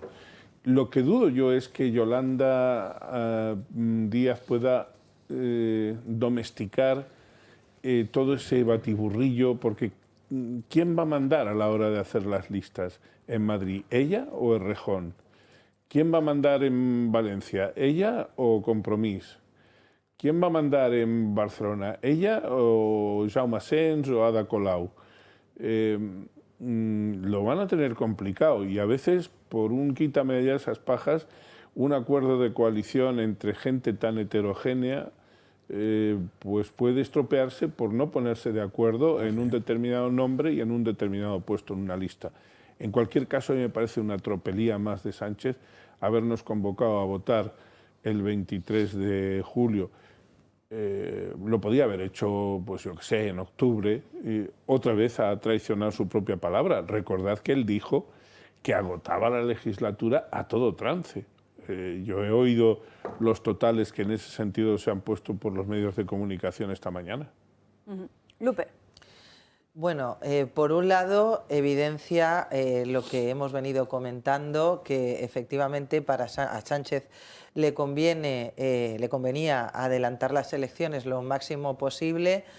En el tema de la reorganización o el rearme de la izquierda, no les va a dar tiempo. Como ha señalado aquí Miguel, efectivamente son grupos muy heterogéneos, les va a dar tiempo como mucho a presentar la marca blanca del chavismo, pero es imposible que en 10 días organicen el poder a nivel interno. Es que es una amalgama de siglas y con unos intereses muy diversos, muy heterogéneos. Entonces, Sánchez juega a eso, juega a que no esté conformada pues ese hacendado de la izquierda, visto ya que el voto de Podemos no va a regresar jamás a la formación morada, y él también juega a capitalizar ese voto útil de la izquierda contra la extrema derecha. El discurso que vamos a tener durante estos 2 meses de campaña va a ser muy machacón en ese sentido. Viene el PP con Vox, viene la ultraderecha, viene el fascismo, y el único voto útil para parar el fascismo pues es el voto al Partido Socialista, es el voto a Sánchez. Igual que Feijóo ha utilizado deroguemos al sanchismo, pues Sánchez va a utilizar frenemos al fascismo y capitalizar ese voto para que, llegado el caso, si como estamos comentando aquí no pierde, por lo menos salvar los muebles y presentar un resultado electoral que haga olvidar al de estas autonómicas y municipales. La buena noticia para la derecha y la centro derecha es la desaparición de Ciudadanos, porque ya no es voto a dividir entre 3, sino entre 2. Bueno, el propio Comité ya, Ejecutivo de Ciudadanos está planteándose ya el no presentarse. Sí. La dirección, de hecho, esta mañana es la idea que tiene, ha tomado esa decisión de no presentarse a las generales, pero esta decisión tiene que ser ratificada. Bueno, eso no es una cosa menor, ¿eh? No, yo creo que los Ciudadanos es una cosa importante. Es importante porque en la Comunidad de Madrid, por ejemplo, Ciudadanos, que ha desaparecido prácticamente del mapa de la Asamblea y tal, pero ha tenido votos. Votos que han sido decisivos, por ejemplo, casi un 2%, por ejemplo, han sido imprescindibles en Alcorcón. Alcorcón, Antonio González Terol no ha conseguido la alcaldía por 42 votos. 42, que está pendiente ahora de los votos nulos, de los residentes ausentes, de la revisión de alguna mesa. Es decir, puede darse la vuelta todavía, pero de momento, a día de hoy, por 42 votos. Esos 42 votos En parte no los ha conseguido por ese porcentaje mínimo, pero importante, significativo, que ha tenido Ciudadanos en Alcorcón. Sí, porque y lo no que ha es que pasado no en haya Alcorcón, ganado, es que no podrá gobernar. Claro, entonces lo que ha pasado en Alcorcón se ha multiplicado también, se ha producido en otras muchas partes de España. Es decir, es un voto pequeño de Ciudadanos que no ha servido absolutamente para nada, pero sí para a lo mejor evitar que haya un gobierno de centro-derecha en muchos otros pueblos de España. Entonces yo creo que sí que es significativo. Eso es muy importante. Sí. Begoña Villacís ha tenido 40.000 en Madrid, ¿eh? 40.000 votos, son 40.000 votos. 40.000 votos y eso, llevado a unas elecciones generales circunscripción a circunscripción, pues puede ser bastante relevante o puede inclinar los escaños, algún escaño que quede por ahí, los restos, pues del lado del PP o de Vox o del partido correspondiente. Por eso Sánchez quiere que se junten Podemos y la chica de Yolanda. Lo que pasa es que es verdad que en esta campaña no estoy de acuerdo con Lupe en que el mensaje contra el fascismo se va a reeditar otra vez. Lo que pasa es que yo creo que ya no surte efecto, es decir, ya no cuela. Y yo creo que ahí lo que tienen contra, Sánchez... Igual sí que actúa sobre la abstención de la izquierda, ¿eh? O sea, que puede movilizar, a la derecha no le preocupe demasiado esto, pero para movilizar a la izquierda igual podría haber funciona movilizado eso. también en Madrid, por ejemplo, o en la Comunidad Valenciana y no ha sido así. Yo no lo he visto por lo menos, pero yo creo que lo que tiene Sánchez en su contra son los pactos con Bildu. Vamos a ver lo que pasa en Navarra y en Pamplona. Nos vamos a ir ahora hasta Cataluña, pero contarles también que están siendo muy comentadas unas declaraciones de Alberto Núñez Feijóo en las redes sociales de hace apenas unos minutos, en las que dice que su propuesta que gobierne la lista más votada sigue estando en pie. Hace un llamamiento al Partido Socialista para que lo sepan en todos los ayuntamientos, alcaldías y autonomías. Dice que su propuesta queda ahí.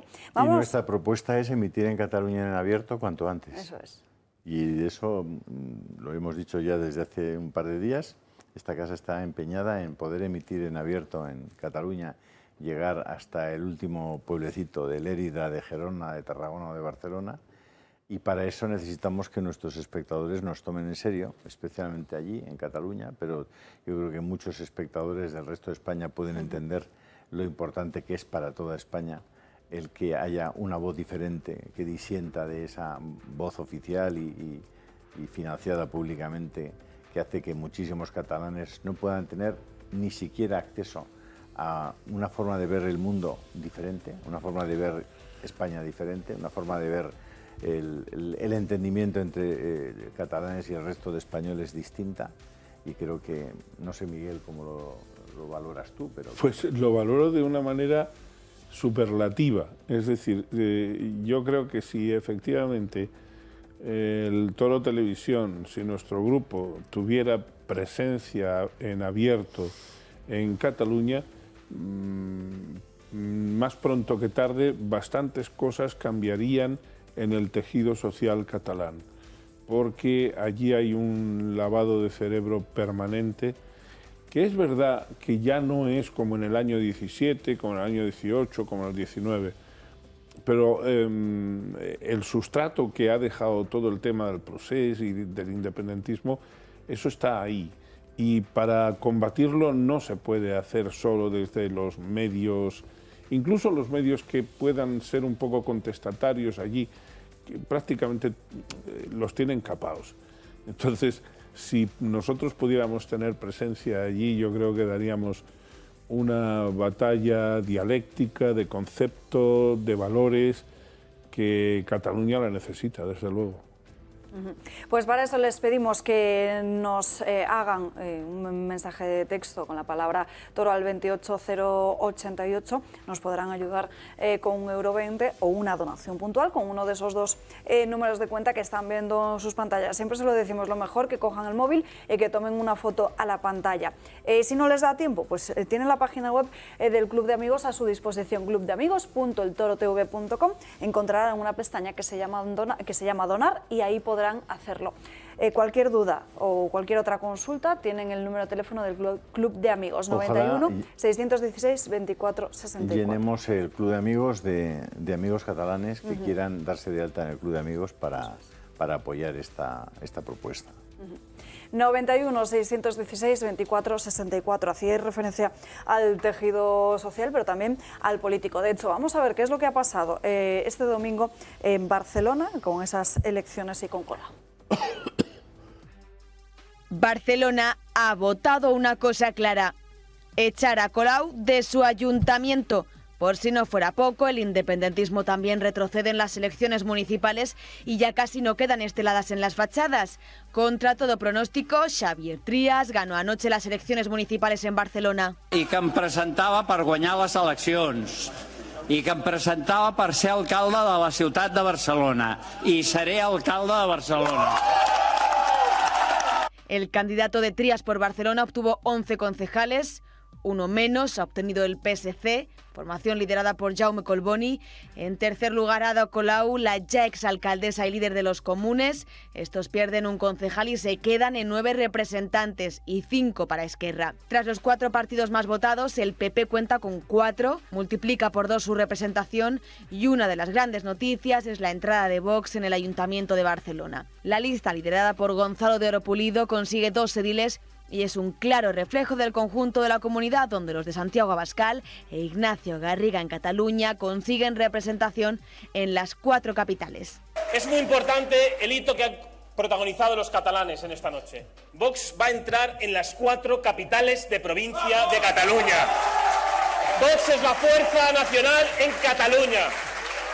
Todo apunta que Trias recuperará la vara de mando del consistorio que ya dirigió entre 2011 y 2015. Solo un tripartito del PSC, Comunes y Esquerra evitaría la vuelta de Trias, porque, ojo, también es factible que se ocurra. Y otra de las novedades de la noche electoral fue la arrolladora victoria de Xavier García Albiol en Badalona. El Popular arrasó y consiguió 18 concejales de los 27 en juego. Será la tercera vez que Albiol se haga con la alcaldía de la tercera población de la región en número de habitantes. Pero esta vez un cambio, con mayoría absoluta.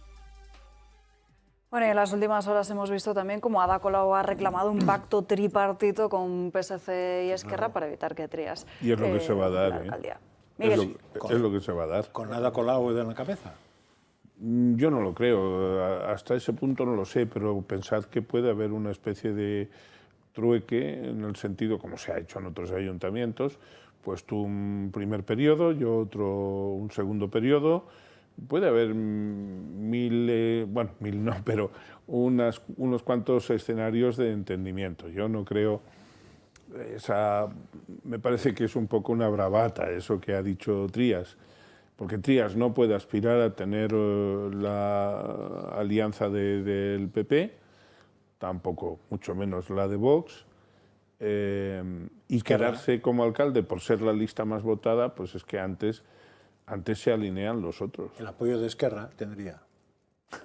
La opción es esa. Yo no lo creo. Es curioso para que ahí se apoyen si después se están matando, pero... Claro, por eso digo que, mira, por ejemplo, lo que ha pasado en Sant Cugat, ¿no?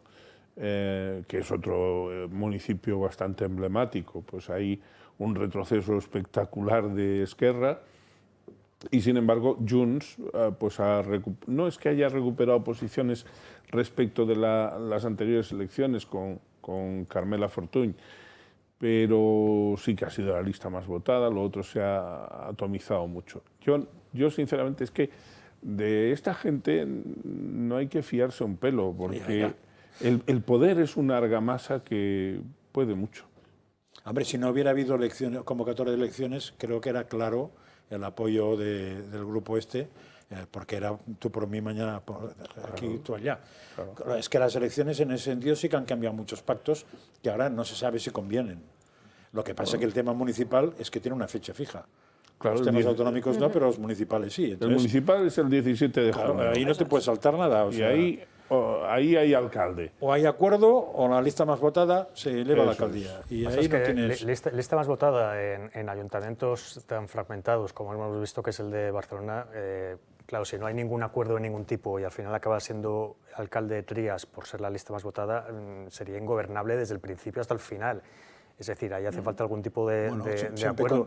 Y yo veo ahí más posibilidades en el tripartito este de PSC, Colau y demás que Sí, pero fíjate que tú dices que es una cosa ingobernable, depende, porque si no son capaces de ponerse de acuerdo los otros para gobernar los otros y te dejan gobernar a ti porque no son capaces de ponerse de acuerdo, no tengas muy claro que eso quiera decir que que se vayan a poner de acuerdo para que no hagas nada. O sea, probablemente no va bien, porque la gente no cambia de hoy a mañana. Otro asunto es que al cabo de un tiempo consigan ponerse de acuerdo y hagan una moción de censura, que creo que pueden hacer una por legislatura. Eso sí, pero eso se puede hacer. Pero si a ti te dejan votar porque se pegan entre ellos, se pegan entre ellos. No lo que es evidente es que la señora Colau ya no puede aspirar a seguir ejerciendo el poder como lo venía ejerciendo. Y que la alianza que ha tenido hasta ahora con Collboni no va a ser igual, entre otras cosas porque a lo más que puede aspirar esta señora es a un reparto del tiempo. No olvidemos que la señora va de número 1 en la lista por Madrid en las generales y ya está pactado eso. Sí, sí. Con lo cual quiero decir que ella tenía claro que se iba, o a menos que tenía un pie en otra cosa interesante por si le daban la bofetada. Eso a mí me clarificó mucho cuando me enteré de eso. Lupe. Yo, mira, como habéis analizado muy bien el tema Cataluña, estaba leyendo ahí en el teleprompter que se ha adelantado la designación de Dolores Delgado como fiscal de memoria histórica. Sí, sí.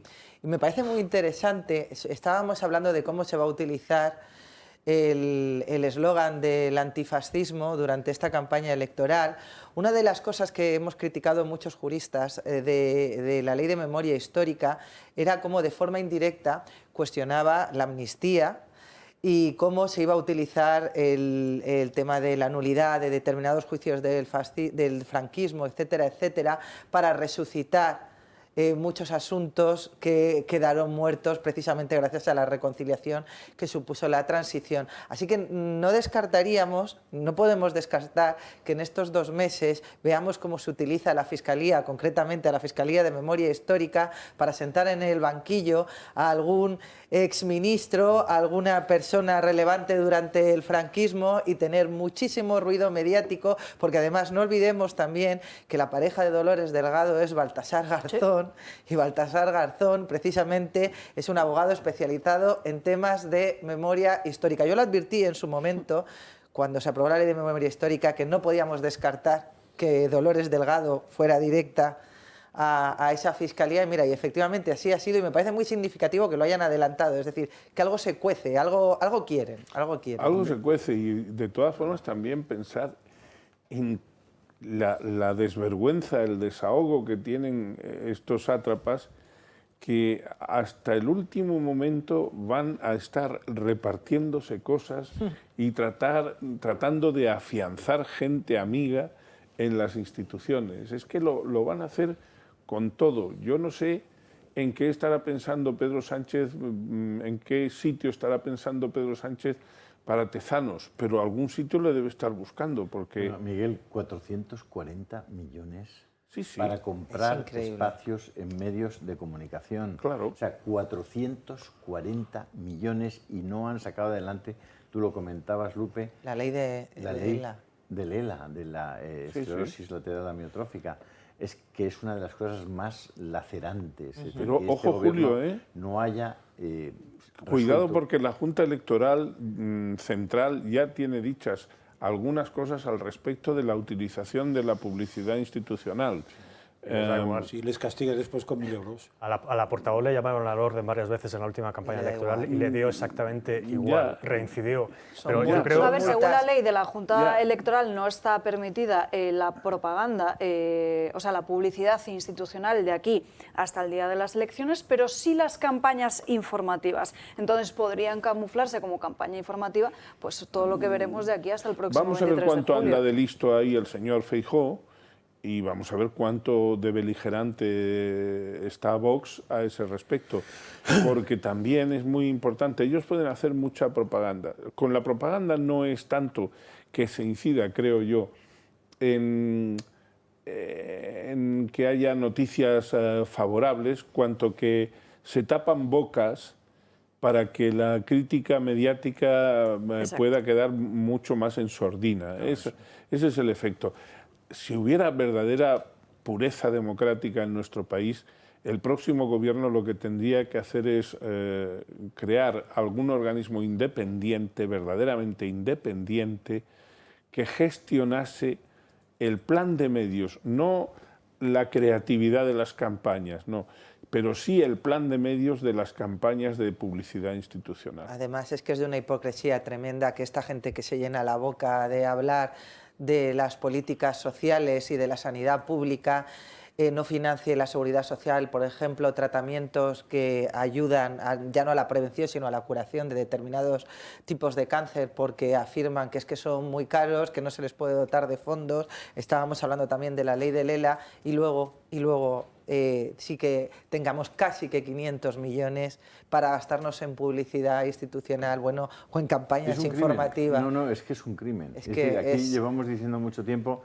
Es decir, que podremos hablar de muchísimas cosas, pero tú, un inspector de Hacienda te entra en tu casa y te puede preguntar hasta con quién has comido en tal día, en tal restaurante, para saber si ese ticket te lo descuenta, no te lo descuenta, te sirve para... Pero no les preguntes en qué van a gastar el dinero. Es decir, no es posible construir un sistema como el que hemos construido, en el que el Estado es capaz de llegar hasta el límite del conocimiento de tus últimas decisiones de gasto y, sin embargo, no podemos saber en qué se gasta el dinero. No podemos arbitrar un sistema, estando ya con el chat GTP o GPT o como rayos se llame, no podemos arbitrar un sistema para que los ciudadanos puedan decidir en qué se gasta el dinero, que es la decisión más importante desde un punto de vista económico, sin duda la más importante, y sin embargo no podemos hacer nada. Es decir, este tío puede coger 440 millones que no son suyos, que son de todos, bueno, sin contar todas las decisiones de gasto. He entrado hoy en el decreto que está publicado ya en Moncloa, en el decreto para la disolución de las cámaras, etc. Tal, y veréis la cantidad de cosas, de partidas presupuestarias que han aprobado antes de irse. Todo lo que se aprobó ayer. Y lo que queda todavía, porque consejos de ministro quedan unos cuantos todavía hasta el día de las elecciones. Los van a utilizar todas las semanas como hicieron en la anterior campaña. Esto es lo que esta es una de las cosas que tienen que cambiar. O sea, tenemos que cambiar eso. El dinero, hay que hacer un presupuesto de base cero y decir, vamos a ver, no, las partidas del año pasado, no. ¿Qué partidas? Y dentro de esas partidas, ¿qué conceptos? Es decir, y los del año pasado, no. Y dentro de la seguridad social, ¿hay que gastar en qué? ¿Y cuáles son los criterios para que, siendo que el presupuesto para gastarlo en las enfermedades de los españoles, digamos, es limitado?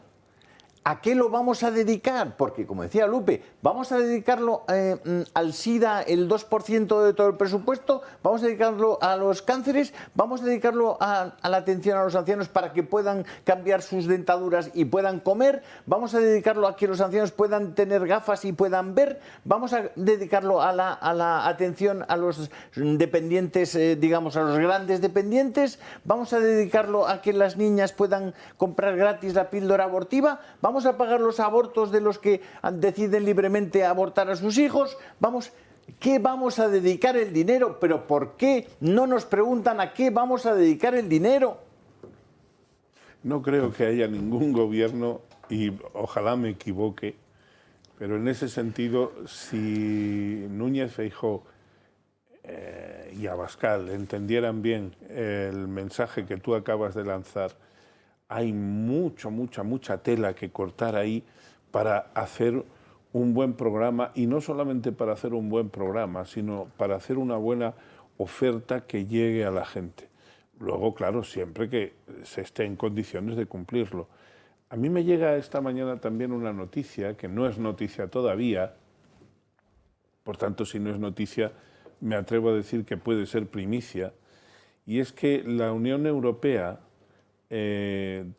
tenía pensado, no sé si lo mantendrá, hacer un informe, ya sabéis que hace informes políticos sobre la situación en los distintos países miembros. Pues parece ser que le toca a España afrontar el informe de la Unión Europea sobre nuestra situación política interna.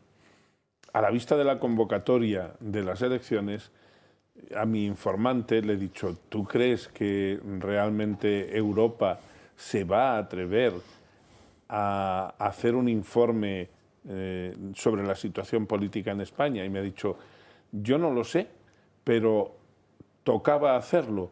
Por tanto, Vox y el Partido Popular deberían prestarle muchísima atención a si eso es efectivamente así y si fuera así, si se va a mantener o no. Y si no se mantiene, ¿por qué no se mantiene? Sí, Mariano. Dos cosas muy rápidas. Ha salido antes, así rápido, el nombre de Tezanos. Que yo sepa, no ha dimitido todavía Tezanos. Ni lo va a hacer. Después de lo que pasó el domingo, donde fracasó estrepitosamente con dinero público. Es dijo decir, que el PSOE tendría dos puntos más que el PP, ¿no? Sí, pero lo dijo en el barómetro Flash, que sacó el último día que se podían publicar encuestas, y lo sacó también, en un dato muy parecido, en el barómetro preelectoral. Son miles de entrevistas. El CIS, obviamente, y de euros, por supuesto, es el organismo demoscópico en España que más dinero emplea para hacer encuestas y el que más tiempo dedica y el que más recursos tiene. Bueno, pues fracasó una vez más y Tezanos sigue ahí. Y luego también habéis hablado de la ley ELA. Y yo sí que quería decir rápidamente que la ley ELA es uno de los mayores escándalos que se ha producido esta legislatura en el Congreso de los Diputados. La proposición está registrada y semana tras semana, durante más de un año, se ha estado bloqueando por el Partido Socialista y por la izquierda, por sus socios de la izquierda, porque la proposición está y se podía haber pues tramitado de una manera. Y sobre todo los colectivos de gays, lesbianas, fluidos y contrafluidos podían haber dicho, mira, renunciamos a todas estas subvenciones para ayudar a esta gente que de verdad sí lo necesita, no nosotros que somos unos caraduras. Bueno, pero eso lo puede decir el Partido Socialista y la izquierda, que han estado bloqueando todas las semanas las enmiendas parciales de la ley ELA en el Congreso. Y de aquí nos tenemos que ir a la última pausa de publicidad. Miguel Durán, Juleriza, gracias por acompañarnos dando caña. Nos vemos pronto. Pausa para la publicidad, la última del día de hoy. 3 minutos y cuando seguimos. me despides, Alba? Cada día te veo más, en fin, revolucionaria. Más despedidora. Publicidad y volvemos. Hasta ahora. Ya estamos de vuelta en Dando Caña. Nos quedan poquito menos de 12 minutos en el que Ana Agulló nos devuelve al manicomio por unos minutos. Buenas tardes, Ana. Muy buenas tardes, Alba. Y yo tengo que hablar de una de las hermanas del clan Kardashian. Y no nos hemos convertido en una sección de salsa rosa ni de nada por el estilo, pero ahora van a entender por qué quiero hablar de ella. Se ha vuelto muy viral por unas declaraciones que hizo en el primer capítulo que se estrenaba por esta tercera temporada del reality que forman parte de todas las hermanas con la madre del clan Kardashian, que se llaman las Kardashian, en el que hablaba sobre la gestación subrogada, porque Khloe se sometió a esta gestación para tener a su última hija y ha hecho unas declaraciones en las que ella ha querido contar cómo se ha sentido y cómo lo ha vivido. De hecho, esta hija la tuvo el año pasado, en el mes de julio, y ha contado y ha confesado lo siguiente. Son unas declaraciones que nosotros no podemos emitir porque tienen derechos protegidos, pero que sí podemos ver perfectamente y podemos comentar porque han sido las que voy a decir a continuación, las siguientes. Me sentí muy culpable de que esta mujer acabase de tener a mi bebé y que luego yo cogiese al bebé y me fuera a otra habitación. Era como algo separado de la realidad. Lo experimenté como una mera transacción económica. Desearía que alguien fuera sincera sobre la subrogación y la diferencia con la maternidad natural. Pero no fue lo único que compartió esta de las hermanas. Con otra hermana tuvo otra conversación, Kim Kardashian, en la que ella también ha sido madre por gestación subrogada de 2 de los 4 hijos que ha tenido. Y le preguntaba, bueno, más que le preguntaba, le hacía una reflexión a Khloe diciéndole lo siguiente: yo sí creo que hay una diferencia. Cuando el bebé está en tu tripa, él siente tu corazón. Piénsalo, toca tu órgano. Es como que nadie en este mundo va a sentirse desde dentro, va a sentirte desde dentro así, tocando tu corazón. La gente puede conectar de diferentes formas, pero no puede conectar así. A lo que Khloe asintió. Ella todavía ha reconocido que no ha sentido ninguna conexión con su hija. Recordemos que si la tuvo en julio del año pasado, la niña debe tener no llega al año, pero vamos, pues esos 10 meses, y es algo que se ha vuelto viral en redes sociales. Es decir, ha sido muy criticada por estas declaraciones. Ya en su día fue criticada por someterse a este proceso de gestación subrogada, pero ahora más por lo que ha dicho, ¿no? El reconocer que no se siente conectada con su hija y que con la otra hija que sí que tiene, pues que no le pasó lo mismo. Cuando hablamos de la gestación subrogada, sobre todo aquí en España, como es algo que no se puede hacer, es algo ilegal, pero bueno, luego tienen esos procedimientos, ¿no?, judiciales por los que se puede reconocer a través de la adopción. Hay pocos informes sobre cómo o lo que le ocurre a la madre, a esta madre que quiere al niño, ¿no? No tanto a la madre gestante, que sí que se ve como puede incluso tener una depresión, o al bebé, porque es que es muy fuerte lo que le ocurre al bebé dentro del útero de la mujer, sobre todo Francas, que nos los puedo explicar mejor, pero sí que muchos informes dicen que hay una teoría de la programación fetal, o sea que hay algunos momentos durante el embarazo en el que hay sistemas biológicos del bebé que quedan programados y que esto le afecta mucho a la psique del bebé, y también esto puede influir no solo en el desarrollo físico, sino también en el emocional del niño. Más en el emocional que el psíquico, sí, que el físico, vamos. Pero es por eso, el físico porque se ya queda viene impregnado. influido por otras cosas. Todo eso es más el emocional que el físico. O sea, es decir, incluso también dicen que, claro, el viaje que hace el bebé al salir del vientre del materno se ha quedado también profundamente guardado, y que todo lo que vive el bebé en el útero lo recuerda, lo recordamos, no recordamos el momento, pero sí nuestro cuerpo y toda nuestra genética lo recuerda. Entonces sí que es verdad que pues estas cosas no se suelen poner sobre la mesa.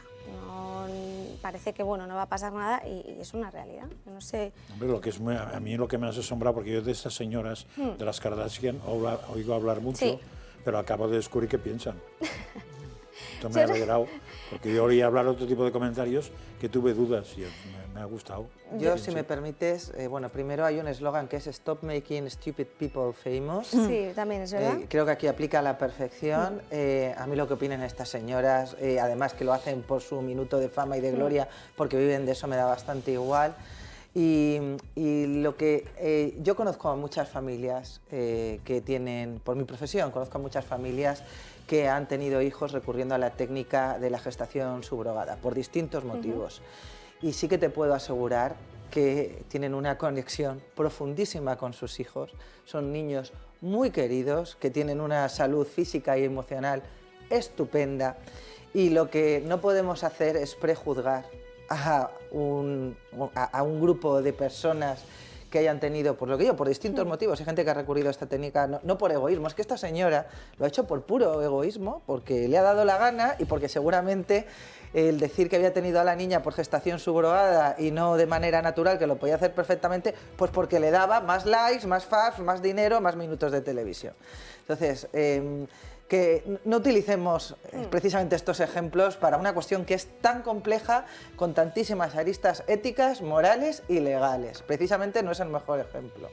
No, sí, muchas veces por eso llevamos estas noticias justo en esta sección, porque hay que saber sacarlo todo o sea, no hay que sacarlo de contexto y hay que verlo todo pues, pero sí que nos llama la atención que, pues eso, que después de que esa haya sido criticada por tomar esa decisión, ahora como que parece que tiene que de alguna forma decir que se arrepiente o que no se siente igual. La hermana, por ejemplo, no lo compartía esa sensación, decía, yo siento en mí la misma conexión, porque además ella en un momento de esa conversación se lo dice, para ti no fue difícil, pero para mí lo ha justificado también porque durante ese momento ella sufrió, pues bueno, es que ya son cosas de más del reality, ¿no? Pero que sufrió una separación, le puso los cuernos su novio, entonces que dice que por eso no ha estado presente, ¿no?, en el embarazo, y que se siente más distante con su hijo. Pero vamos, totalmente de acuerdo en que tiene que ser algo puntual, pero que sí que viene bien pues saber todo lo que concierne al llevar a cabo estos tipos de procedimientos, pero como cualquier otro, como la maternidad propia.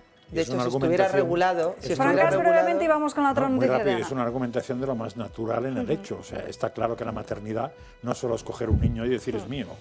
Me parece que eso está claro. Sí. Con lo cual, si alguien siente la maternidad de otra manera, es más natural que no sentirla de la manera de coger y es mío.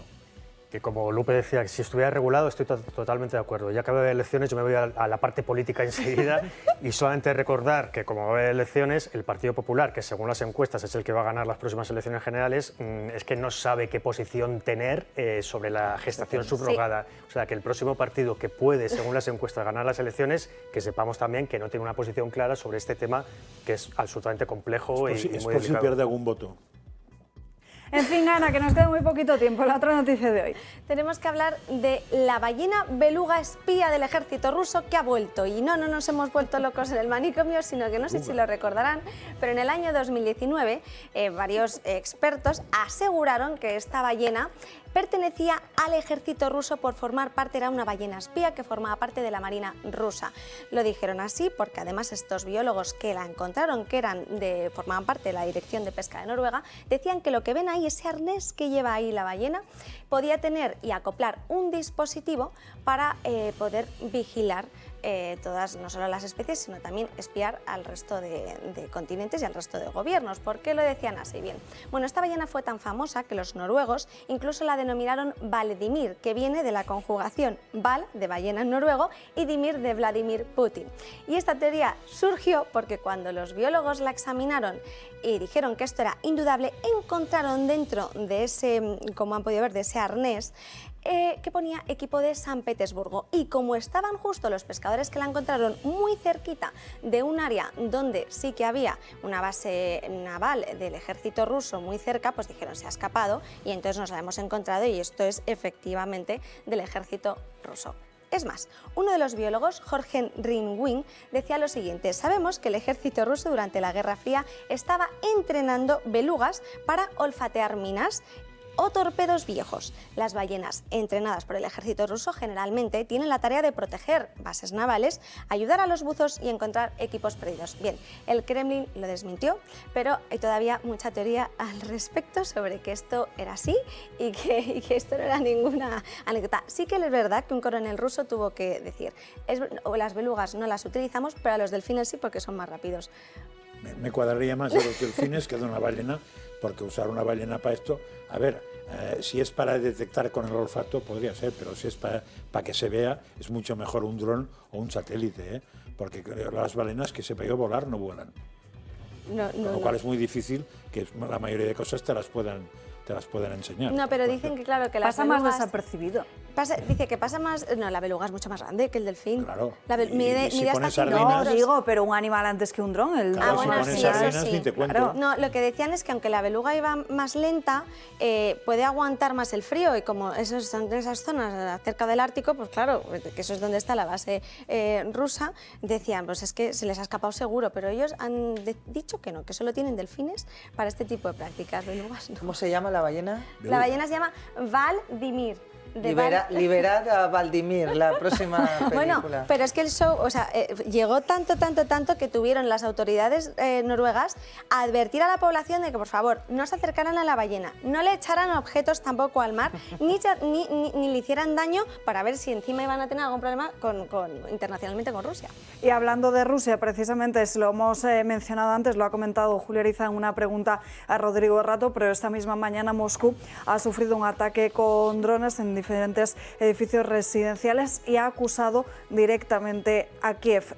Varios de estos drones han sido derrumbados esta mañana. También es cierto que han causado daños en estos edificios, pero no hay que lamentar heridos. Hasta aquí hemos llegado por hoy, no hay tiempo para más. Gracias a todos por acompañarnos a lo largo de esta mañana. Nos despedimos, pero ya saben que para seguir informados tienen el Telegram de Julio, Julia Ariza el Toro, esta tarde la redacción abierta de Xavier Orcajo, y mañana a las 12 puntuales, como siempre, volvemos aquí en Dando Caña. Les pedimos también, les decimos que hoy es día 30, si no me equivoco, mañana 31 se acaba el mes. Tienen 2 días para seguir ayudando al Toro Televisión, diciéndonos quién es su tertuliano favorito. Así que recuerden mandarnos ese mensaje de texto con el nombre de esa persona que les gusta ver en todos los debates al 28088. Que tengan un feliz martes.